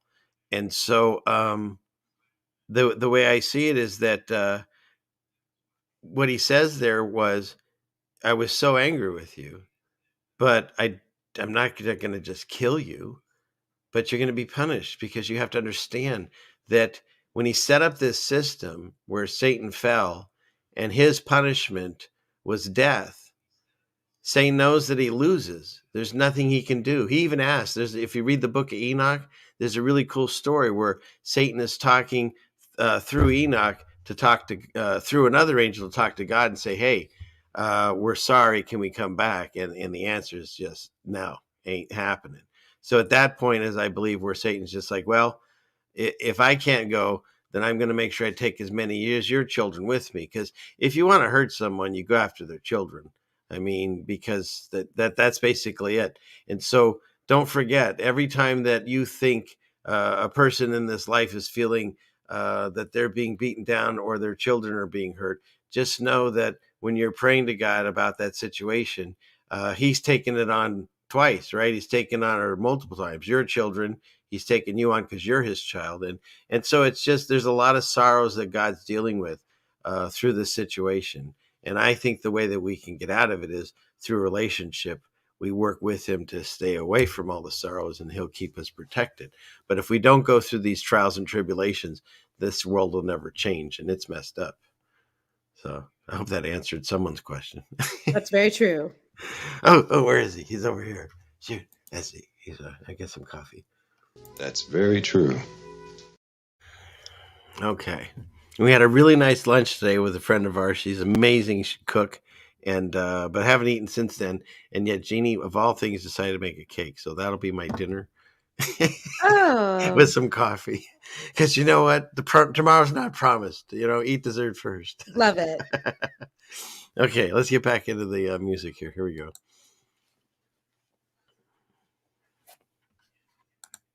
But in my mercy I have made thee as thou art. When thou didst transgress my commandment, O Adam, I drove thee from the garden, and made thee come forth into this land, and commanded thee to dwell in this cave. And darkness came upon thee, as it did upon him who transgressed my commandment. Thus, O Adam, has this night deceived thee. It is not to last forever, but only of 12 hours. When it is over, daylight will return. Sigh not, therefore, neither be moved, and say not in thy heart that this darkness is long and drags on wearily. And say not in thy heart that I plague thee with it. Strengthen thy heart, and be not afraid. This darkness is not a punishment. But, O Adam, I have made the day, and have placed the sun in it to give light, in order that thou and thy children should do your work. For I knew that thou shouldst sin and transgress, and come out into this land. Yet would I not force thee, nor be hard upon thee, nor shut up, nor doom thee through thy fall, nor through thy coming out from light into darkness, nor yet through thy coming from the garden into this land. For I made thee of the light, and I willed to bring children of light from thee, and like unto thee. But thou didst not keep one day my commandment, until I had finished the creation, and blessed everything in it. Then I commanded thee concerning the tree, that thou eat not thereof. Yet I knew that Satan, who deceived himself, would also deceive thee. Isn't that an interesting sentence too? Because think about that. Satan deceived himself. To think that, because he was created, I think, like at the same time as Jesus, he's one of the, first things there, entities, whatever. He's sitting right next to God. I mean, for those of us that believe, first of all, can't even imagine I'd be let in the room. But if I was, and he like called me up and he said, "Hey, I got an empty seat. Why don't you sit next to me?" If I could survive that, I would be like, what would ever make you think that that's not a good idea anymore? Like he deceived himself that he could have a better gig. You know what I mean? Isn't that odd? Yeah. So that's why Yeah. he's so good at it. He did it to himself. And to anybody, if you're questioning these stories, like I'm not upset. I'm all happy to entertain anything that's going on in there. But just for a moment, like I always say, put yourself, like if you used to watch Twilight Zone, you wouldn't watch the Twilight Zone episode where like the baby talks. Isn't that one a creepy one with Telly Savalas? And you wouldn't keep going. That's not possible. That's not possible. No, it's a Twilight Zone episode. So I'm looking at these stories.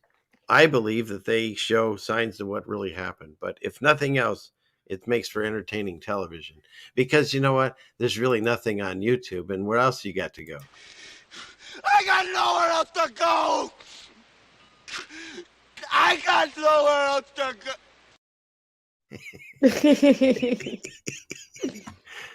Okay, here we go. So I made known to thee by means of the tree not to come near him. And I told thee not to eat of the fruit thereof, nor to taste of it, nor yet to sit under it, nor to yield to it. Had I not been and spoken to thee, O Adam, concerning the tree, and had I left thee without a commandment, and thou hadst sinned, it would have been an offense on my part for not having given thee any order.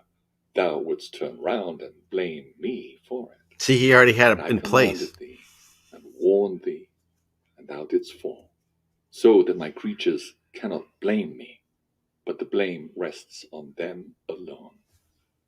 And O Adam, I have made the day for thee and for thy children after thee, for them to work and toil therein. And I have made the night for them to rest in it from their work, and for the beasts of the field to go forth by night and seek their food. But little of darkness now remains, O Adam, and daylight will soon appear. So imagine that. That's the first time he'd ever experienced that. Everything was always lit, and he didn't have, it was always lit, whoop, whoop. And he didn't have to do any work. They just chilled out, like on the government dole. And then, Right. then all of a sudden they get tossed out. Now he's got to deal with day and night. And the guy even says, well, the reason I'm doing day and night is, guess what, buddy? Get off the couch. You're going to work. Right. I paraphrase. That's not actually in the Bible. Don't look for it. Okay. Of course, in a few years with Mandela Effect, it probably will be. There's couches in there now. Okay, here we go. Chapter 14. Then Adam said unto God, O Lord, take thou my soul, and let me not see this gloom any more, or remove me to some place where there is no darkness.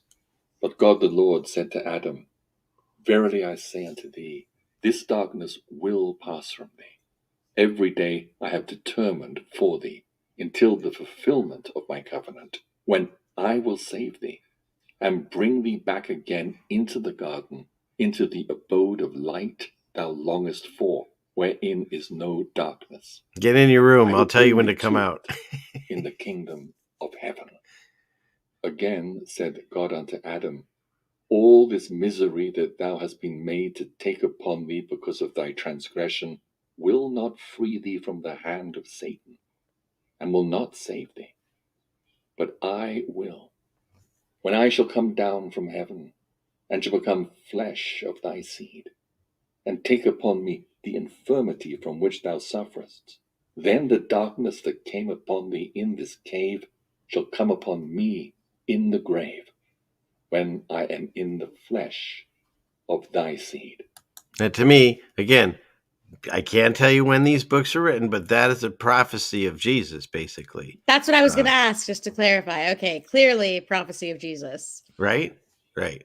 And again, what I like too is that, and it's also in the Bible too. It doesn't say that we have to find our way back. That's Jefferson Starship. No, God says that to stand in truth and righteousness, find truth, and He will bring us back. Which I think is cool, right? Because who doesn't want an Uber with God in it? You know what I mean? Rather than have to trek there. I mean, I hope I'm right. I could be wrong. We might have to like really hoof it, but it sure be nice if He just shows up. Carpool with Jesus. Anyone? Sounds fun. Right? Okay, here we go. Meanwhile, Melanie's just looking for fig leaves. Okay, here we go. And I, who am without years, shall be subject to the reckoning of years, of times, of months, and of days.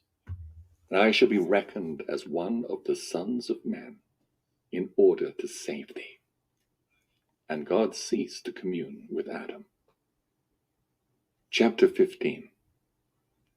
Then Adam and Eve wept and sorrowed by reason of God's word to them, that they should not return to the garden until the fulfillment of the days decreed. Don't you feel terrible for but them? mostly because God had Yes. told them that He should suffer for their salvation. Chapter 16. And that's again, God said to them, He's going to suffer for their salvation. See, and that's what I found out when I found the whole story of Jesus and understood that. Because it's like, here's Jesus, I didn't even know, does all this knowing in the future I'm going to need that get out of jail free card. Because that's what He's telling, Adam and Eve back in the day, that's what's going to happen. So, and He's suffering. And like I said, when your child suffers, you suffer. And so now God's suffering for the loss of His children out of the garden. It's pretty, anyways, here we go. After this, Adam and Eve ceased not to stand in the cave, praying and weeping, until the morning dawned upon them. And when they saw the light return to them, they restrained from fear, and strengthened their hearts. Then Adam began to come out of the cave, and when he came to the mouth of it, and stood and turned his face towards the east, and saw the sun rise in glowing rays, and felt the heat thereof on his body, he was afraid of it, and thought in his heart that this flame came forth to plague him. He wept then, and smote upon his breast, and fell upon the earth on his face, and made his request, saying, O Lord, plague me not, neither consume me, nor yet take away my life from the earth. For he thought the sun was God, inasmuch as while he was in the garden, and heard the voice of God and the sound He made in the garden, and feared Him, Adam never saw the brilliant light of the sun, neither did the flaming heat thereof touch his body. Therefore was he afraid of the sun, when flaming rays of it reached him. He thought God meant to plague him therewith all the days He had decreed for him. For Adam also said in his thoughts, As God did not plague us with darkness, behold, He has caused this sun to rise, and to plague us with burning heat. But while he was thus thinking in his heart, the word of God came unto him and said, Well, see, and that's the thing too. So that goes back to what we were discussing earlier. So that's kind of where Adam's at, right? Oh, by the way, that picture's been Mandela effect. God's finger used to be higher. Now Adam has a limp wrist and his finger's like equal. But the thing is shoot, that picture threw me. What were we talking about, Rose? I can't remember because I was thinking about Oh, I know what it the is. Sistine Everything Chapel. so when Adam gets tossed out of the garden, he thinks now everything coming from God's going to be a punishment at this point. And so when the darkness comes, he's like, great, we'll never see each other ever again. And he's like, no, wait, there'll be sunlight. Okay. And then the next day he wakes up, he goes outside and, oh, there's the sun. Oh, it's hot. Oh, he's going to plague me and make me, burn to death. Like everything he thinks he's waiting for God to do another smackdown. But instead he's trying to explain to Adam, but they're children. It's like full-grown babies, And he's trying to explain to them, you're going to need the day and night now and the seasons because you're going to have to grow things because you're now going to become bodies where you have to eat and poop and all that stuff.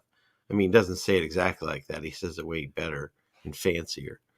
But yeah, so that's where we're at, is the realization he's trying to tell Adam, but everything now coming from God, Adam thinks is punishment. So here we go. Well, that sucks. I know. I really feel bad for them. Like at first you kind of get angry. Well, if they hadn't done this, we wouldn't be in this mess. But no, now it's like, wow, I couldn't imagine what it would be like. It gets even worse when he starts talking about what he remembers of the garden. Like it's beyond what we can imagine. So here we go. O Adam, arise and stand up. This sun is not God, but it has been created to give light by day, of which I spake unto thee in the cave, saying that the dawn would break forth, and there would be light by day. But I am God, who comforted thee in the night. And God ceased to commune with Adam. Chapter 17. Then Adam and Eve came out at the mouth of the cave, and went towards the garden. But as they drew near to it, before the western gate, from which Satan came when he deceived Adam and Eve, they found the serpent that became Satan coming at the gate, and sorrowfully licking the dust, and wriggling on its breast on the ground. See, he didn't make out so well either. Fell upon it from God. And whereas aforetime the serpent was the most exalted of all beasts, now it was changed, and had become slippery, and the meanest of them all, and it crept on its breast, and went on its belly. And whereas it was the fairest of all beasts, it had been changed, and was become the ugliest of them all. Instead of feeding on the best food, now it turned to eat the dust. Instead of dwelling, as before, in the best places, now it lived in the dust. And whereas it had been the most beautiful of all beasts, all of which stood dumb at its beauty, it was now abhorred of them. And again, whereas it dwelt in one beautiful abode, to which all other animals came from elsewhere, and where it drank, they drank also of the same, now, after it had become venomous by reason of God's curse, all beasts fled from its abode, and would not drink of the water it drank, but fled from it. Chapter 18. When the accursed serpent saw Adam and Eve, it swelled its head, stood on its tail, and with eyes blood red did as if it would kill them. It made straight for Eve and ran after her, while Adam, standing by, wept because he had no stick in his hand wherewith to smite the serpent, and knew not how to put it to death. But with a heart burning for Eve, Adam approached the serpent and held it by the tail, when it turned towards him and said unto him, O Adam, because of thee and of Eve I am slippery, and go upon my belly. Then, by reason of its great strength, it threw down Adam and Eve, and pressed upon them, as if it would kill them. But God sent an angel, who threw the serpent away from them, and raised them up. Then the So you got a scene where, isn't it interesting? Adam and Eve, they don't know death. They don't know killing. They don't know any of this stuff. None of that. Even though, the tree of knowledge of good and evil and all that, they're like brand new learning all of this. And so when the snake goes after Eve, he's a badass. I mean, he's probably most likely still naked at this point, and still grabbed a venomous snake by the tail. Always grab it by the head. But anyways, who grabs snakes? Don't grab snakes. But he didn't know what to do because he couldn't kill it. He didn't know anything about death. So anyways, I thought that was interesting. word of God came to the serpent and said unto it, In the first instance I made thee glib, So God's made saving thee go him. upon thy belly, but I did not deprive thee of speech. Now, however, be thou dumb, and speak no more, thou and thy race, because in the first place has the ruin of my creatures happened through thee, and now thou wishest to kill them. Then the serpent was struck dumb, and spake no more. And a wind came to blow from heaven by command of God, that carried away the serpent from Adam and Eve. threw it on the seashore, and it landed in India. That's interesting. India, of all places. Yeah, right? India of all places. And yeah, but see, that's the thing. Like Satan will still talk to them and try to deceive them. He does it now with us too. But it's not like, a snake walks up in like Harry Potter and says, "Hey, what's up?" It's voices or however he talks through realms and so forth. But the actual snakes that you see on the ground, all they can do is make that S noise, right? So, and real quick here, I'll segue really fast here. Boo, boo, boo. So my friend Boston Ray and Christian Knapp, they sing my intro on my regular show Friday nights at 6 p.m. West Coast time. Check your local listings, and they're gonna get together soon. They're on a road trip, and they're gonna travel around and play some cool music. So Awesome. shout out to them. Glad they're doing good. Okay, so let's see, where are we at? Back to the book. Chapter 19. But Adam and Eve wept before God. A lot of Adam crying. said unto him, O Lord, when I was in the cave, I said this to thee, my Lord, that the beasts of the field would rise and devour me, and cut off my life from the earth. Then Adam, by reason of what had befallen him, smote upon his breast, and fell upon the earth like a corpse. Then came to him the word of God, who raised him, and said unto him, O Adam, not one of these beasts will be able to hurt thee, because when I made the beasts and other moving things come to thee in the cave, I did not let the serpent come with them, lest it should rise against you, make you tremble, and the fear of it would fall into your hearts. For I knew that the accursed one is wicked, therefore would I not let it come near you with the other beasts. But now strengthen thy heart, and fear not. I am with thee unto the end of the days I have determined on thee. So he's letting us know that, we got tossed out and we're basically under the thumb of Satan at this point. But what does he say? He says it in the Bible more than anything. I think 365 times is fear nothing.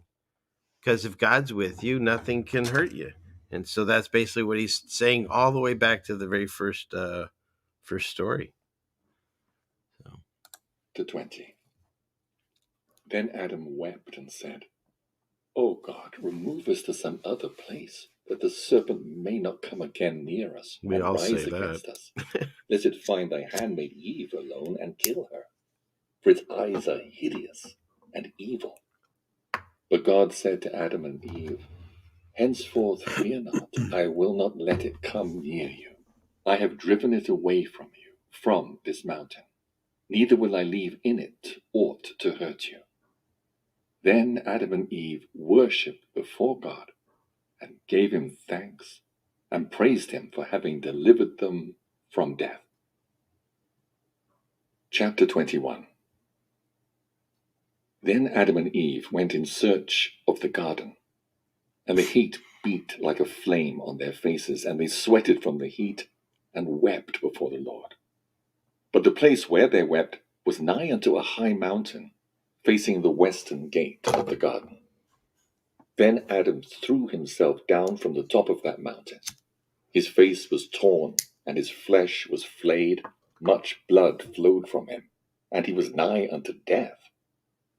Meanwhile Eve remained standing on the mountain, weeping over him. So he just lying. basically And offed she said, himself off the cliff. I wish not to live after him, for all that he did to himself was through me. Then she threw himself after him, and was torn and scotched by stones, and remained lying as dead. This is a sad book. But the merciful God, who looks quite a upon downer. his creatures, looked upon Adam and Eve as they lay dead, and he sent his word unto them, and raised them, and said to Adam, O Adam, all this misery which thou hast wrought upon thyself will not avail against my rule, neither will it alter the covenant of the 5,500 years. So check that out. I find that interesting. So like God's like, hey, you screwed up. Just chill out. I'm going to set you over here. You're going to get tempted and whatever, but stand strong, hold tight, and you'll find your way back here because I'm going to bring you back. You got to wait, 55 days or whatever it is in God years, like dog years and human years, God years or in human years. Right. Anyways, God so years. right. So first Adam's like, nah, come on, let me out of the room. And God's like, no, get back in there, right?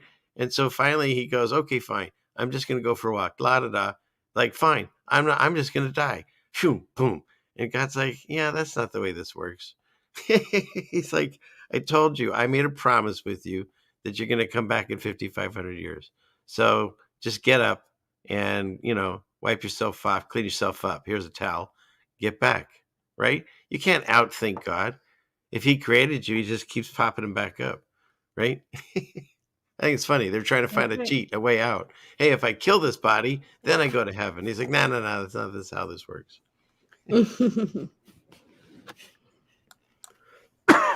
Chapter 22. Then Adam said to God, I wither in the heat. I am faint from walking, and am loath of this world, and I know not when thou wilt bring me out of it to rest. Then the Lord God said unto him, O Adam, it cannot be at present, not until thou hast ended thy days. Then shall I bring thee out of this wretched land. And Adam said to God, While I was in the garden, I knew neither heat, nor languor, neither moving about, nor trembling, nor fear. But now, since I came to this land, all this affliction has come upon me. Then God said to Adam, So long as thou wast keeping my commandment, my light and my grace rested on thee. But when thou didst transgress my commandment, sorrow and misery befell thee in this land. And Adam wept and said, O Lord, do not cut me off for this, neither smite me with heavy plagues, nor yet repay me according to my sin. For we of our own will did transgress thy commandment, and forsook thy law, and sought to become gods like unto thee, when Satan the enemy deceived us. Then God said again unto Adam, Because thou hast borne fear and trembling in this land, languor and suffering, treading and walking about, going upon this mountain and dying from it, I will take all this upon myself in order to save thee. So he's saying that because we're put in this whole system of fear and trembling and all the things that Adam is like just miserable about, he goes, again, I'm going to take it on too. I'm going to come down there. I'm going to experience it just like you. So, and the fact that Adam experienced this pain and suffering, and the fact that God himself experienced it in a form, however that works out in your head, we are also experiencing the same thing. And so again, I just see this. Whoops, shoot, I hit the wrong button again. Okay, I was trying to say hi. I just see this as a continuation of that journey. It's still going on. It's on. Whoops, wrong one. It's ongoing. It's we're doing the same thing. We have to go through these trials and tribulations and experience the same thing, just like they did. Anyways, and yeah, if we're close, if these numbers add up, I don't know how close we are because our calendars are messed up. You can find multiple different calendars saying we're in different times of the year. In fact, my friend Finn, if he's listening, he's an auditor. Hey, Rose, you'd appreciate this because since you and I were born and raised Jewish, on Christmas the only place to eat was the Chinese restaurants. It's not a joke; it was the truth. And so Finn said, "Well, if the Jewish calendar is 3,000 years, and the 5,000 years." And the Chinese calendar is only 3,000 years. Was there 2,000 years that the Jews didn't have anything to eat on Christmas? That's fun. He also said that that's probably why they had to stay at the manger as Chris was saying, you're trying to get a booking, you just show up. Come on, there was definitely no room. So those are both Finn jokes. Let's move on. So here we go. Are we good? Keep going. Yeah, let's keep going. Yeah. Okay. Chapter 23. Then Adam wept more and said, O God, have mercy on me, so far as to take upon thee that which I will do. But God took his word from Adam and Eve. Then Adam and Eve stood on their feet, and Adam said to Eve, Gird thyself, and I also will gird myself. And she girded herself, as Adam told her. Then Adam and Eve took stones, and placed them in the shape of an altar. And they took leaves from the trees outside the garden, with which they wiped from the face of the rock the blood they had spilled. But that which had dropped on the sand, they took together with the dust wherewith it was mingled, and offered it upon the altar as an offering unto God. Then Adam and Eve stood under the altar and wept, thus entreating God, Forgive us our trespass and our sin, and look upon us with thine eye of mercy. For when we were in the garden, our praises and our hymns went up before thee without ceasing. But when we came into this strange land, pure praise was no longer ours, nor righteous prayer, nor understanding hearts, nor sweet thoughts, nor just counsels, nor long discernment, nor upright feelings. Neither is our bright nature left us. Okay, so I found this part fascinating, Rose. So how about this? They're the first ones to do an offering, a sacrifice, um, and they built this little altar. They take the dust or the sand or whatever where their blood had shed, and they put that with it, and then the different things they put on it. And why are they doing it? Like I said, he's lamenting again about how he can no longer see angels or hear them, because apparently you could hear it all the time. You could hear God's voice or the angels and just feel that constant comfort all the time. And it's almost deafening, the silence for Adam. He's losing his mind. I mean, he jumped off the cliff. And so his idea is that if they burn something, because this always bothered me, I was reading these stories for the first time. Well, why the heck does God care if you burn something? Is he like, yes, ooh, I love that, But yeah, when, I've always wondered the same thing. So now you're going to enlighten me. yeah. So there's two things in again, everyone, this is in my ideas. I could be wrong, but here's the way I see it. By burning something, because he even just said there that they no longer have the light, right? So by burning something, you're getting what? You're getting heat and light from the fire. So that solves that issue that he's feeling. Number two, he can't connect or talk to God or the angels like he used to anymore. So in his idea, I believe, is by saying his prayer and adding it to the smell, the smoke, or whatever, going up to heaven, that's his way of making this connection. By like saying, hey, I'm going to light a fire over here, God. I want you to look over right here and listen to me and take this prayer right to heaven, whoever he's talking to. It's a way of him kind of in his mind reconnecting to the place that he's not allowed to. He can't Yeah, I hear like anymore. And so then, hey, love, you get a chance, can I get some more coffee? And so then the other thing is the sacrifice of the animals, right? Well, the way I see it is this. It's not like God needed this sacrificed animal. A sacrifice to a person, it means they're taking something of value to them. It's very special. And they love God so much that they want to show him that I will give this up for you and I will get nothing from it. I'm doing it only out of a spiritual aspect. It's kind of like fasting. They say the reason some people fast, and you should look into it. I'm not giving medical advice. Look into intermittent fasting, different things, even if it's for a few hours or a half a day or a full day, whatever.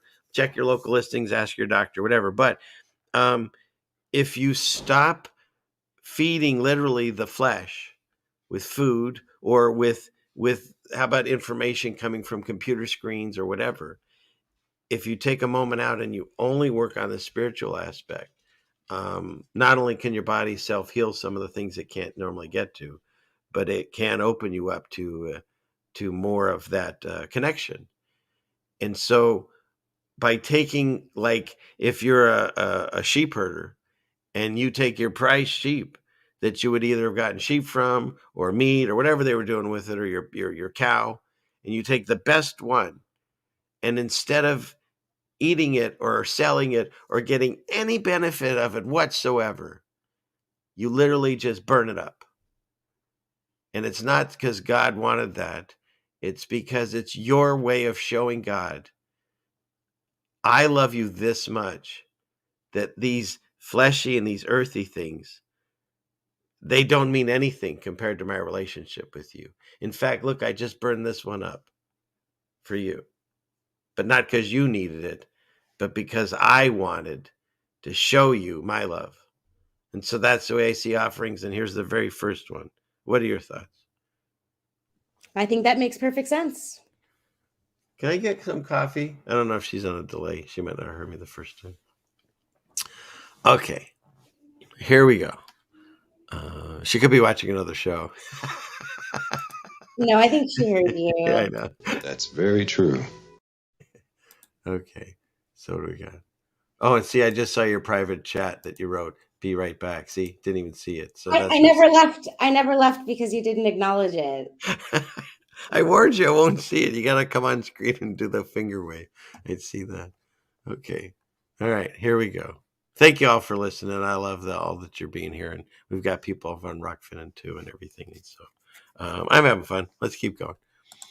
But our body is changed from the similitude in which it was at first when we were created. Yet now look upon our blood, which is offered upon these stones, and accepted at our hands, like the praise we used to sing unto thee at first, when in the garden. And Adam began to make more requests unto God. Chapter 24. Then the merciful God, good and lover of men, looked upon Adam and Eve and upon their blood, which they had held up as an offering unto him, without an order from him for so doing. But he wondered at them, and accepted their offerings. See, God didn't And ask God for it. sent from his presence a bright fire that consumed their offering. He smelt the sweet savor of their offering, and showed them mercy. Then came the word of God to Adam, and said unto him, O Adam, as thou hast shed thy blood, so will I shed my own blood when I become flesh of thy seed. Another And Jesus prophecy. as thou didst die, O Adam, so also will I die. And as thou didst build an altar, so also will I make for thee an altar on the earth. And as thou didst offer thy blood upon it, so also will I offer my blood upon an altar on the earth. And as thou didst sue for forgiveness through that blood, so also will I make my blood forgiveness of sins, and blot out transgressions in it. And now behold, I have accepted thy offering, O Adam. But the days of the covenant wherein I have bound thee are not fulfilled. Isn't that great? So like Adam's like, okay, Eve, I got an idea. Let's do this offering. He won't let us, cheat and kill ourselves. So let's do an offering for God, and we'll do this and see if he likes it. And God's like, phew, okay, that's really cool that you love me that much. I appreciate that. Here, I'll send some fire down and show you I liked your offering. But you still got to go to your room for 5,500 years. It's like Adam keeps trying. God love him. He keeps trying to find a way out of this covenant. And he's like, you don't understand. This is new to you, but a covenant means it's going to be fulfilled. So cool your jets, but he doesn't listen. They are fulfilled. Then will I bring thee back into the garden. Now therefore, strengthen thy heart, and when sorrow comes upon thee, make me an offering, and I will be favorable to thee. So now he's like, okay, I like what you did. You want to keep doing that? Cool. If you need to really get my attention, do that. And then and we can have these communications. That's the way I hear it. 25. But God knew that Adam had in his thoughts that he should often kill himself and make an offering to him of his blood. Therefore did he say unto him, O Adam, do not again kill thyself as thou didst by throwing thyself down from that mountain. But Adam said unto God, It was in my mind to put an end to myself at once, for having transgressed thy commandments, and for my having come out of the beautiful garden, and for the bright light of which thou hast deprived me, and for the praises which poured forth from my mouth without ceasing, and for the light that covered me. Yet of thy goodness, O God, do not away with me altogether, but be favorable to me every time I die, and bring me to life. And thereby it will be made known that thou art a merciful God, who willest not that one should perish, who lovest not that one should fall, and who does not condemn anyone cruelly, badly, and by whole destruction. Then Adam remained silent. And the word of God came unto him, and blessed him, and comforted him, and covenanted with him, that he should save him at the end of the days determined upon him. This then was the first offering Adam made unto God, and so it became his custom to do. Chapter 26. So once again, so that's where we establish this whole thing of offerings and sacrifices and stuff. I find it quite fascinating because God. I'm sorry. I understand why they would do the smoke offerings. That sounds like a good idea. Mm-hmm. But why do they have to do blood offerings? Well, the very first one, according to this book, was after they had thrown themselves off the cliff, and so there was blood on the ground, and so that's why they did it. But after that, they're not cutting themselves and doing that. That's more a satanic thing. Like, look at all the witchcraft and all that. They're always doing a spell. And I used to love that show, Supernatural. And every time they had to do one of those witchcraft occult spells or whatever, they would slice the middle of their palm open. I'm like, why? There's got to be a better spot you can do that. You got to use your hand all the time. Wouldn't that get infected? But anyways, no. So that's the only time they do that. Now, why they switch over to sacrificing animals? Well, I don't know if they get to that in Adam and Eve. Well, they do, because that's when Cain and Abel. So remember, Adam and Eve didn't have jobs until we got out of the garden, and then he's putting us to work, and we're going to have to learn how to do stuff and be self-sufficient. So, hope that answered it. Did we? Yes. We good? Okay. All right. Okay. Here we go. What is it? This one. Then Adam took Eve, and they began to return to the cave of treasures where they dwelt. But when they neared it and saw it from afar, heavy sorrow fell upon Adam and Eve when they looked at it. Then Adam said to Eve, When we were on the mountain, we were comforted by the word of God that conversed with us, and the light that came from the east shone over us. But now the word of God is hidden from us, and the light that shone over us is so changed as to disappear, and let darkness and sorrow come upon us. And we are forced to enter this cave, which is like a prison, wherein darkness covers us, so that we're parted from each other, and thou canst not see me, neither can I see thee. When Adam had said these words, they wept, and spread their hands before God, for they were full of sorrow. See, that's the other thing this book did for me, is like, it really made me feel bad for the original characters that ever, it's kind of like they're doing now. They make you feel sorry for the villains. I'm not saying they're villains, but they created the original fall. But now when I listen to how remorseful and sorrowful and how screwed they realize they are, it's sad. It really is sad. It's depressing. Yeah. And we'll get to that. Yeah, God did give them skin. So maybe that's where the first that comes from. We'll see. Okay. Entreated God to bring the sun to them, to shine on them, so that darkness return not upon them, and they come not again under this covering of rock, and they wish to die rather than see the darkness.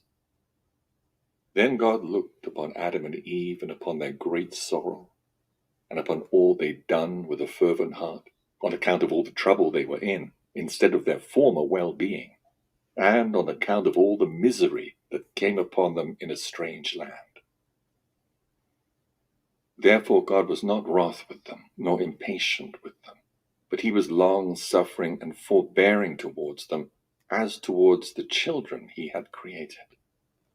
Then came the word of God to Adam, and said unto him, Adam, as for the sun, if I were to take it and bring it to thee, days, hours, years, and months would all come to naught, and the covenant I have made with thee would never be fulfilled.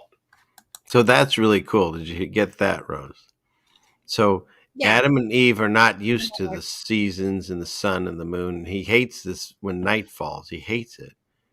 And so he's like, hey, I could come bring them sun and just stick it right here in the cave. But guess what?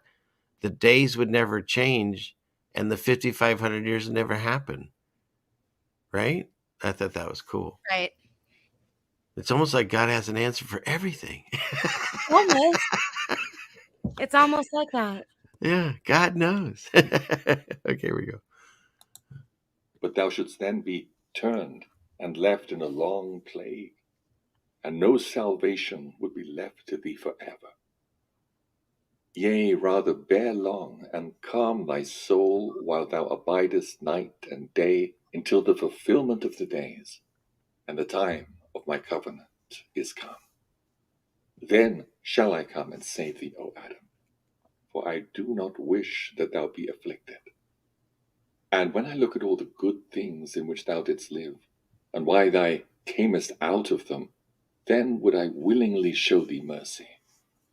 But I cannot alter the covenant that has gone out of my mouth, else would I have brought thee back into the garden.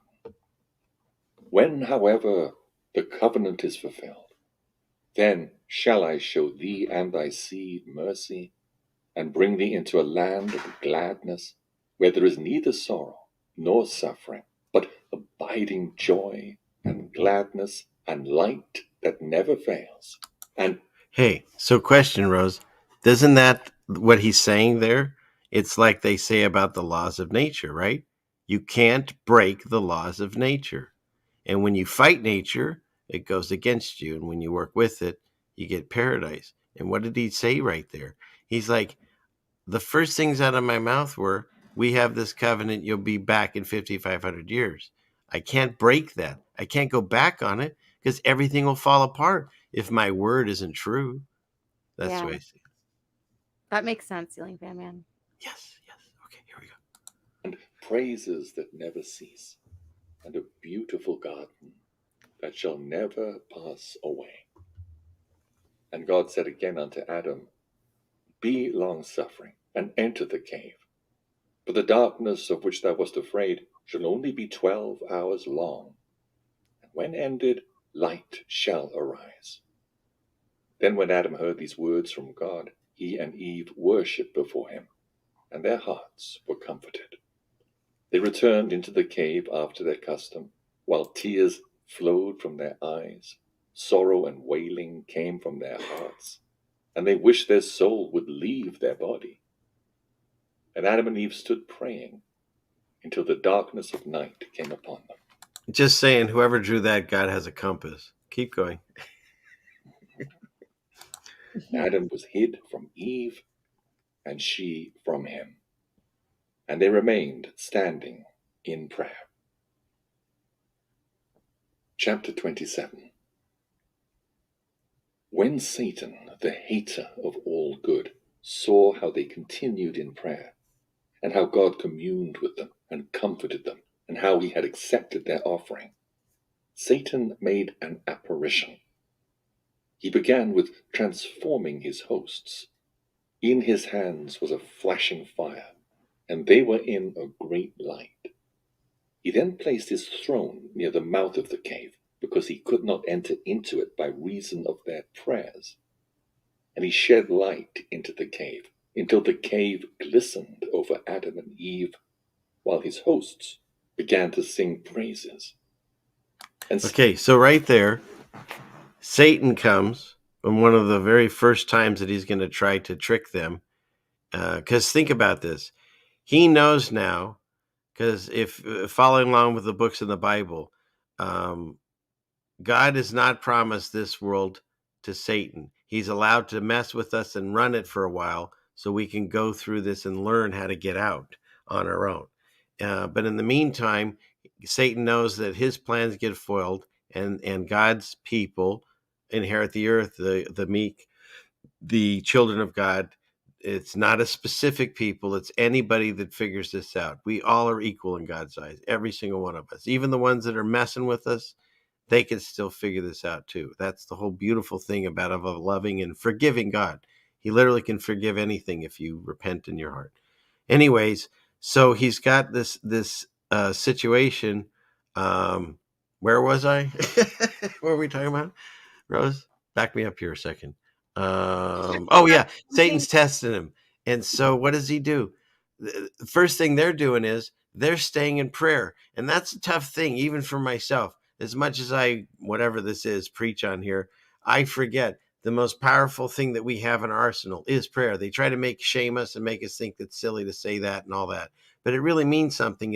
If you are praying from in your heart, that's what we have. And so Adam and Eve, they just start praying after they've gotten this acceptance from God on their offering. And so what does Satan do? He shows up as what? He's making himself look like an angel of light, a beautiful creature, because Adam's been shown how hideous Satan looks now.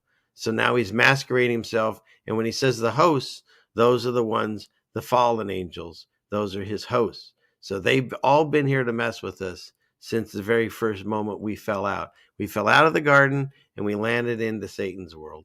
And so that's where we're at still. And that's what's happening. This is the first deception, I believe, is going on. So Satan did this in order that when Adam saw the light, he should think within himself that it was a heavenly light, and that Satan's hosts were angels, and that God had sent them to watch at the cave, and to give him light in the darkness. So that when Adam came out of the cave and saw them, and Adam and Eve bowed to Satan, then he would overcome Adam thereby, and the second time humble him before God. When therefore Adam and Eve saw the light, fancying it was real, they strengthened their hearts. Yet as they were trembling, Adam said to Eve, "Look at that great light, and at those many songs of praise, and at that host standing outside that do not come into us, do not tell us what they say, or whence they come, or what is the meaning of this light, what those praises are, wherefore they have been sent hither, and why they do not come in. If they were from God, they would come to us in the cave and would tell us their errand." Then Adam stood up and prayed. So isn't that interesting? Their prayers are keeping Satan from being able to enter into the cave. So, and then real quick for people, we're listening to you can get the book. I have a hard copy, but also you can find it on this website here, Christopher Glynn. And it's one of these books that I picked up, the Adam and Eve. These are all some of the other ones that, and I just, like I said, this is what I like to do. I'll put this on in the background. You can listen to whatever you want. And you're reading the Bible or whatever book. Let's see. Where's the one here? This is the one we're reading. This one here. So, okay. Where are we at? We're back over here. And then the pictures I got from this one, and it's just because they were reading it too, like 6 years ago. But here we go. Okay. Prayed unto God with a fervent heart and said, "O Lord, is there in the world another God than thou, who created angels and filled them with light and sent them to keep us, who would come with them? But lo, We see these hosts that stand at the mouth of the cave. They are in a great light. They sing loud praises. If they are of some other god than thou, tell me. And if they're sent by thee, inform me of the reason for which thou hast sent them. No sooner had Adam said this, than an angel from God appeared unto him in the cave, who said unto him, O Adam, fear not. This is Satan and his hosts. He wishes to deceive you as he deceived you at first. For the first time he was hidden in the serpent, but this time he has come to you in the similitude of an angel of light, in order that when you worshipped him, he might enthrall you in the very presence of God. Then the angel went from Adam and seized Satan at the opening of the cave, and stripped him of the fate he had assumed, and brought him in his own hideous form to Adam and Eve, who were afraid of him when they saw him. And the angel said to Adam, This hideous form has been his ever since God made him fall from heaven. He could not have come near you in it. Therefore did he transform himself into an angel of light. Then the angel drove away Satan and his hosts from Adam and Eve, and said unto them, Fear not. God, who created you, will strengthen you. And the angel went from them. But Adam and Eve remained standing in the cave. No consolation came to them. They were divided in their thoughts.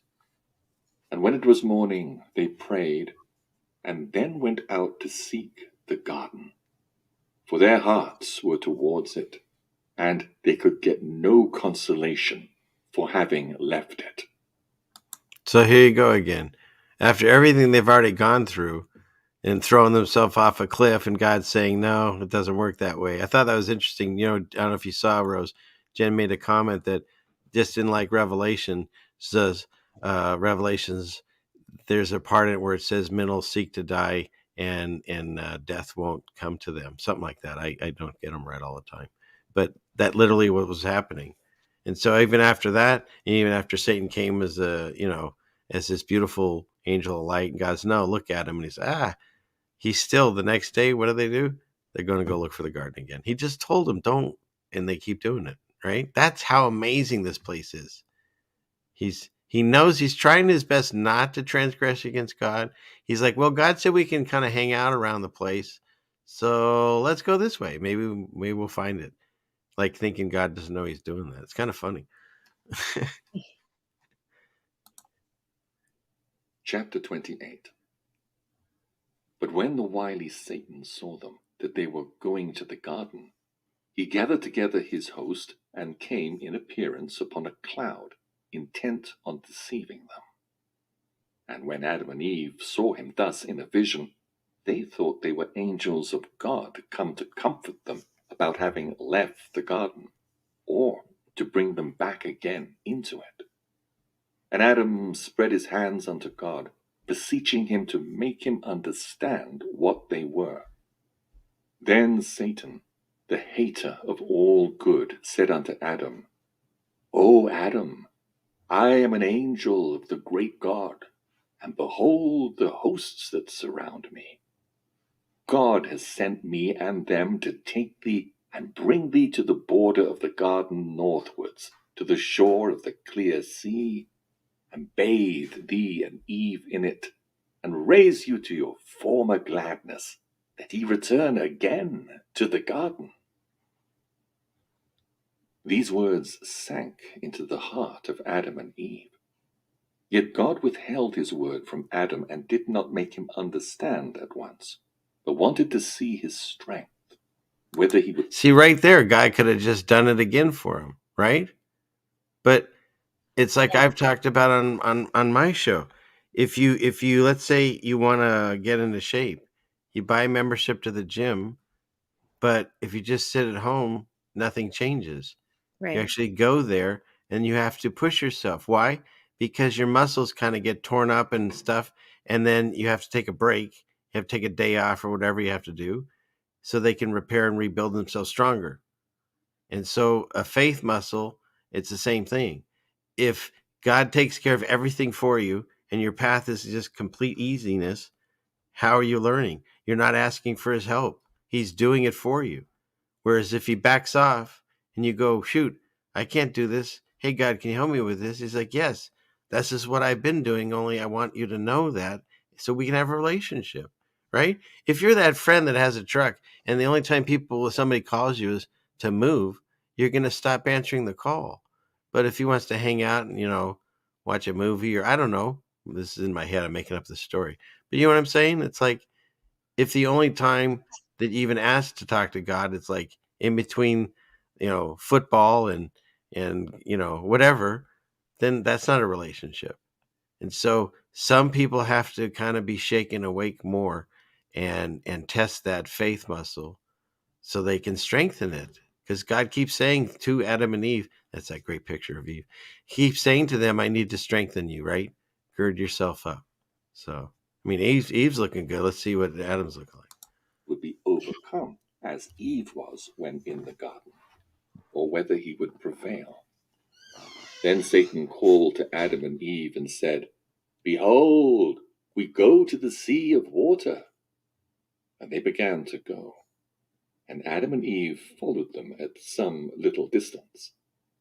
But when they came to the mountain to the north of the garden, a very high mountain, without any steps to the top of it, the devil drew near to Adam and Eve and made them go up to the top in reality. And Okay, for real quick, the discussion about mountains and melted buildings, I think there's both. But I find it interesting. Not only is he talking about mountains back in the day, but this particular one he said had no steps on it. I find that interesting. But let's continue. I don't want to get caught in that minutia. But they're both. I believe they're both. Absolutely. Okay. not in a vision, wishing, as he did, to throw them down and kill them, and to wipe off their name from the earth, so that this earth should remain to him and his hosts alone. So Satan wants to get rid of us and take over because he knows it's promised to us. But when the merciful God saw that Satan wished to kill Adam with his manifold devices, and saw that Adam was meek and without guile, God spake unto Satan in a loud voice, and cursed him.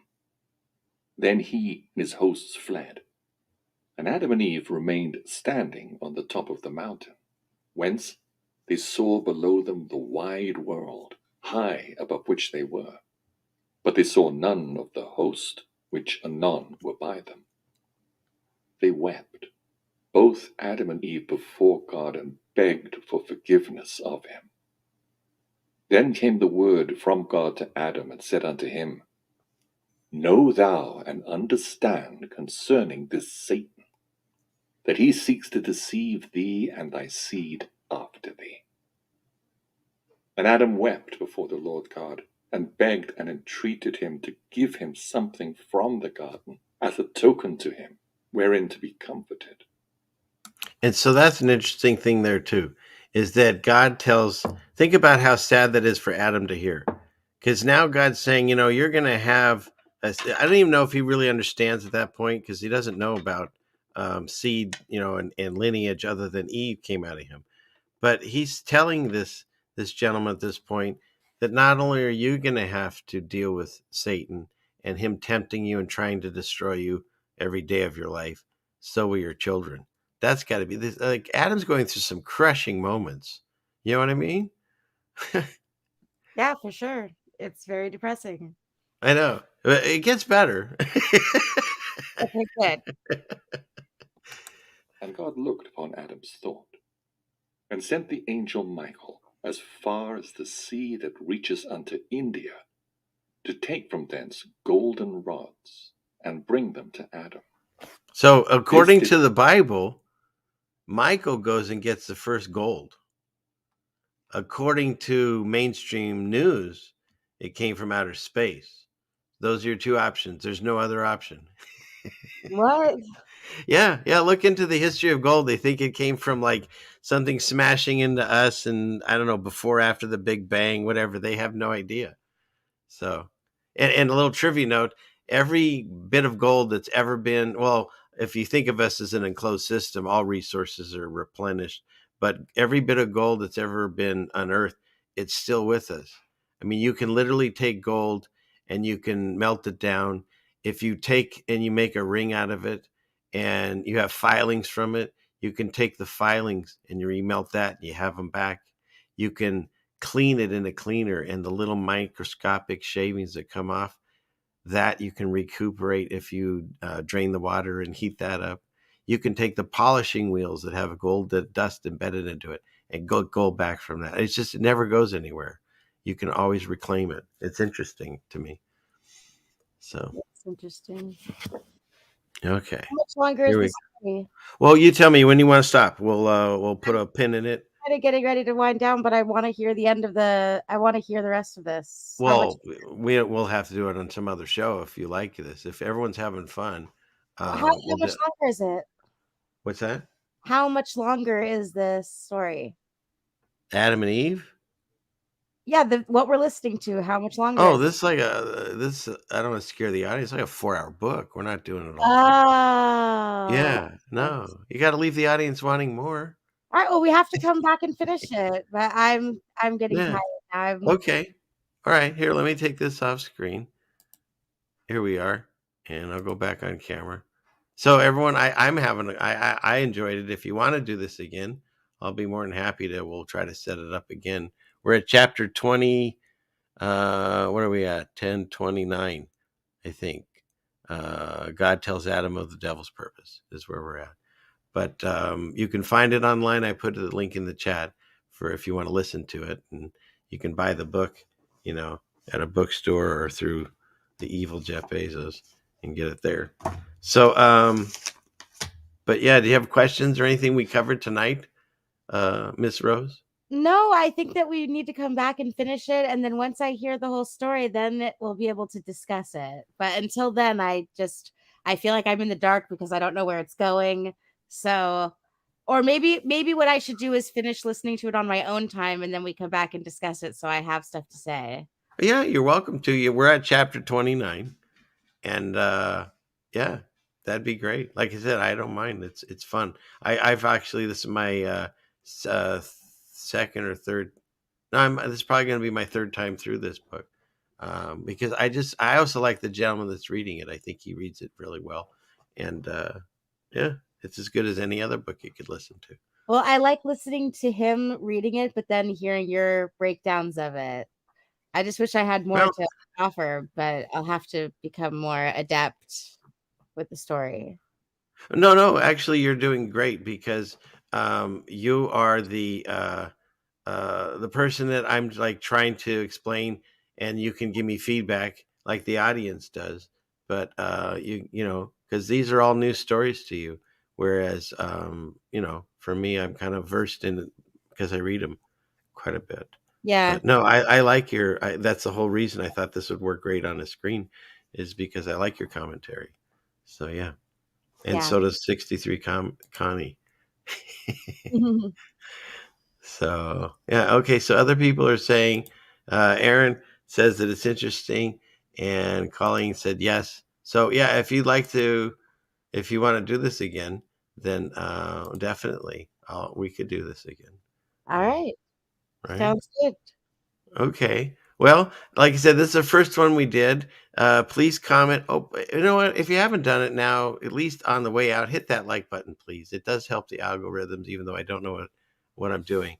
And Rose, someone please put her 3.0 channel in there, so you want to go see her. And Wait, no. I don't ever use the 3.0 channel. Oh, then don't do that. Look for her here. Poppycock Report. Yeah, on Celia Fan Man's channel, and I'm doing the Poppycock Report on Tuesdays and Thursdays on Wayne McCroy's Rockfin channel. On Rockfin. Okay. All right. Well, so here we go. Wait. And is that it? I guess that's it. I don't see any other questions. So thank you all for being here. Please, Father in heaven, watch over us, guide us through these times. And thank you for this gathering and all of our blessings. I ask this in the name of Jesus. Amen. And I don't know. I didn't even have an outro. I could just play the intro again because that's kind of cute. But that's it. As soon as it plays out, it's over. So everyone, thanks for coming, talking in the chat. Like, share, and subscribe. And we love you. And we'll see you soon. Thank you, Ceiling Fan Man. Thank you so much for doing this. I really appreciate it. Oh, thank you, Rose.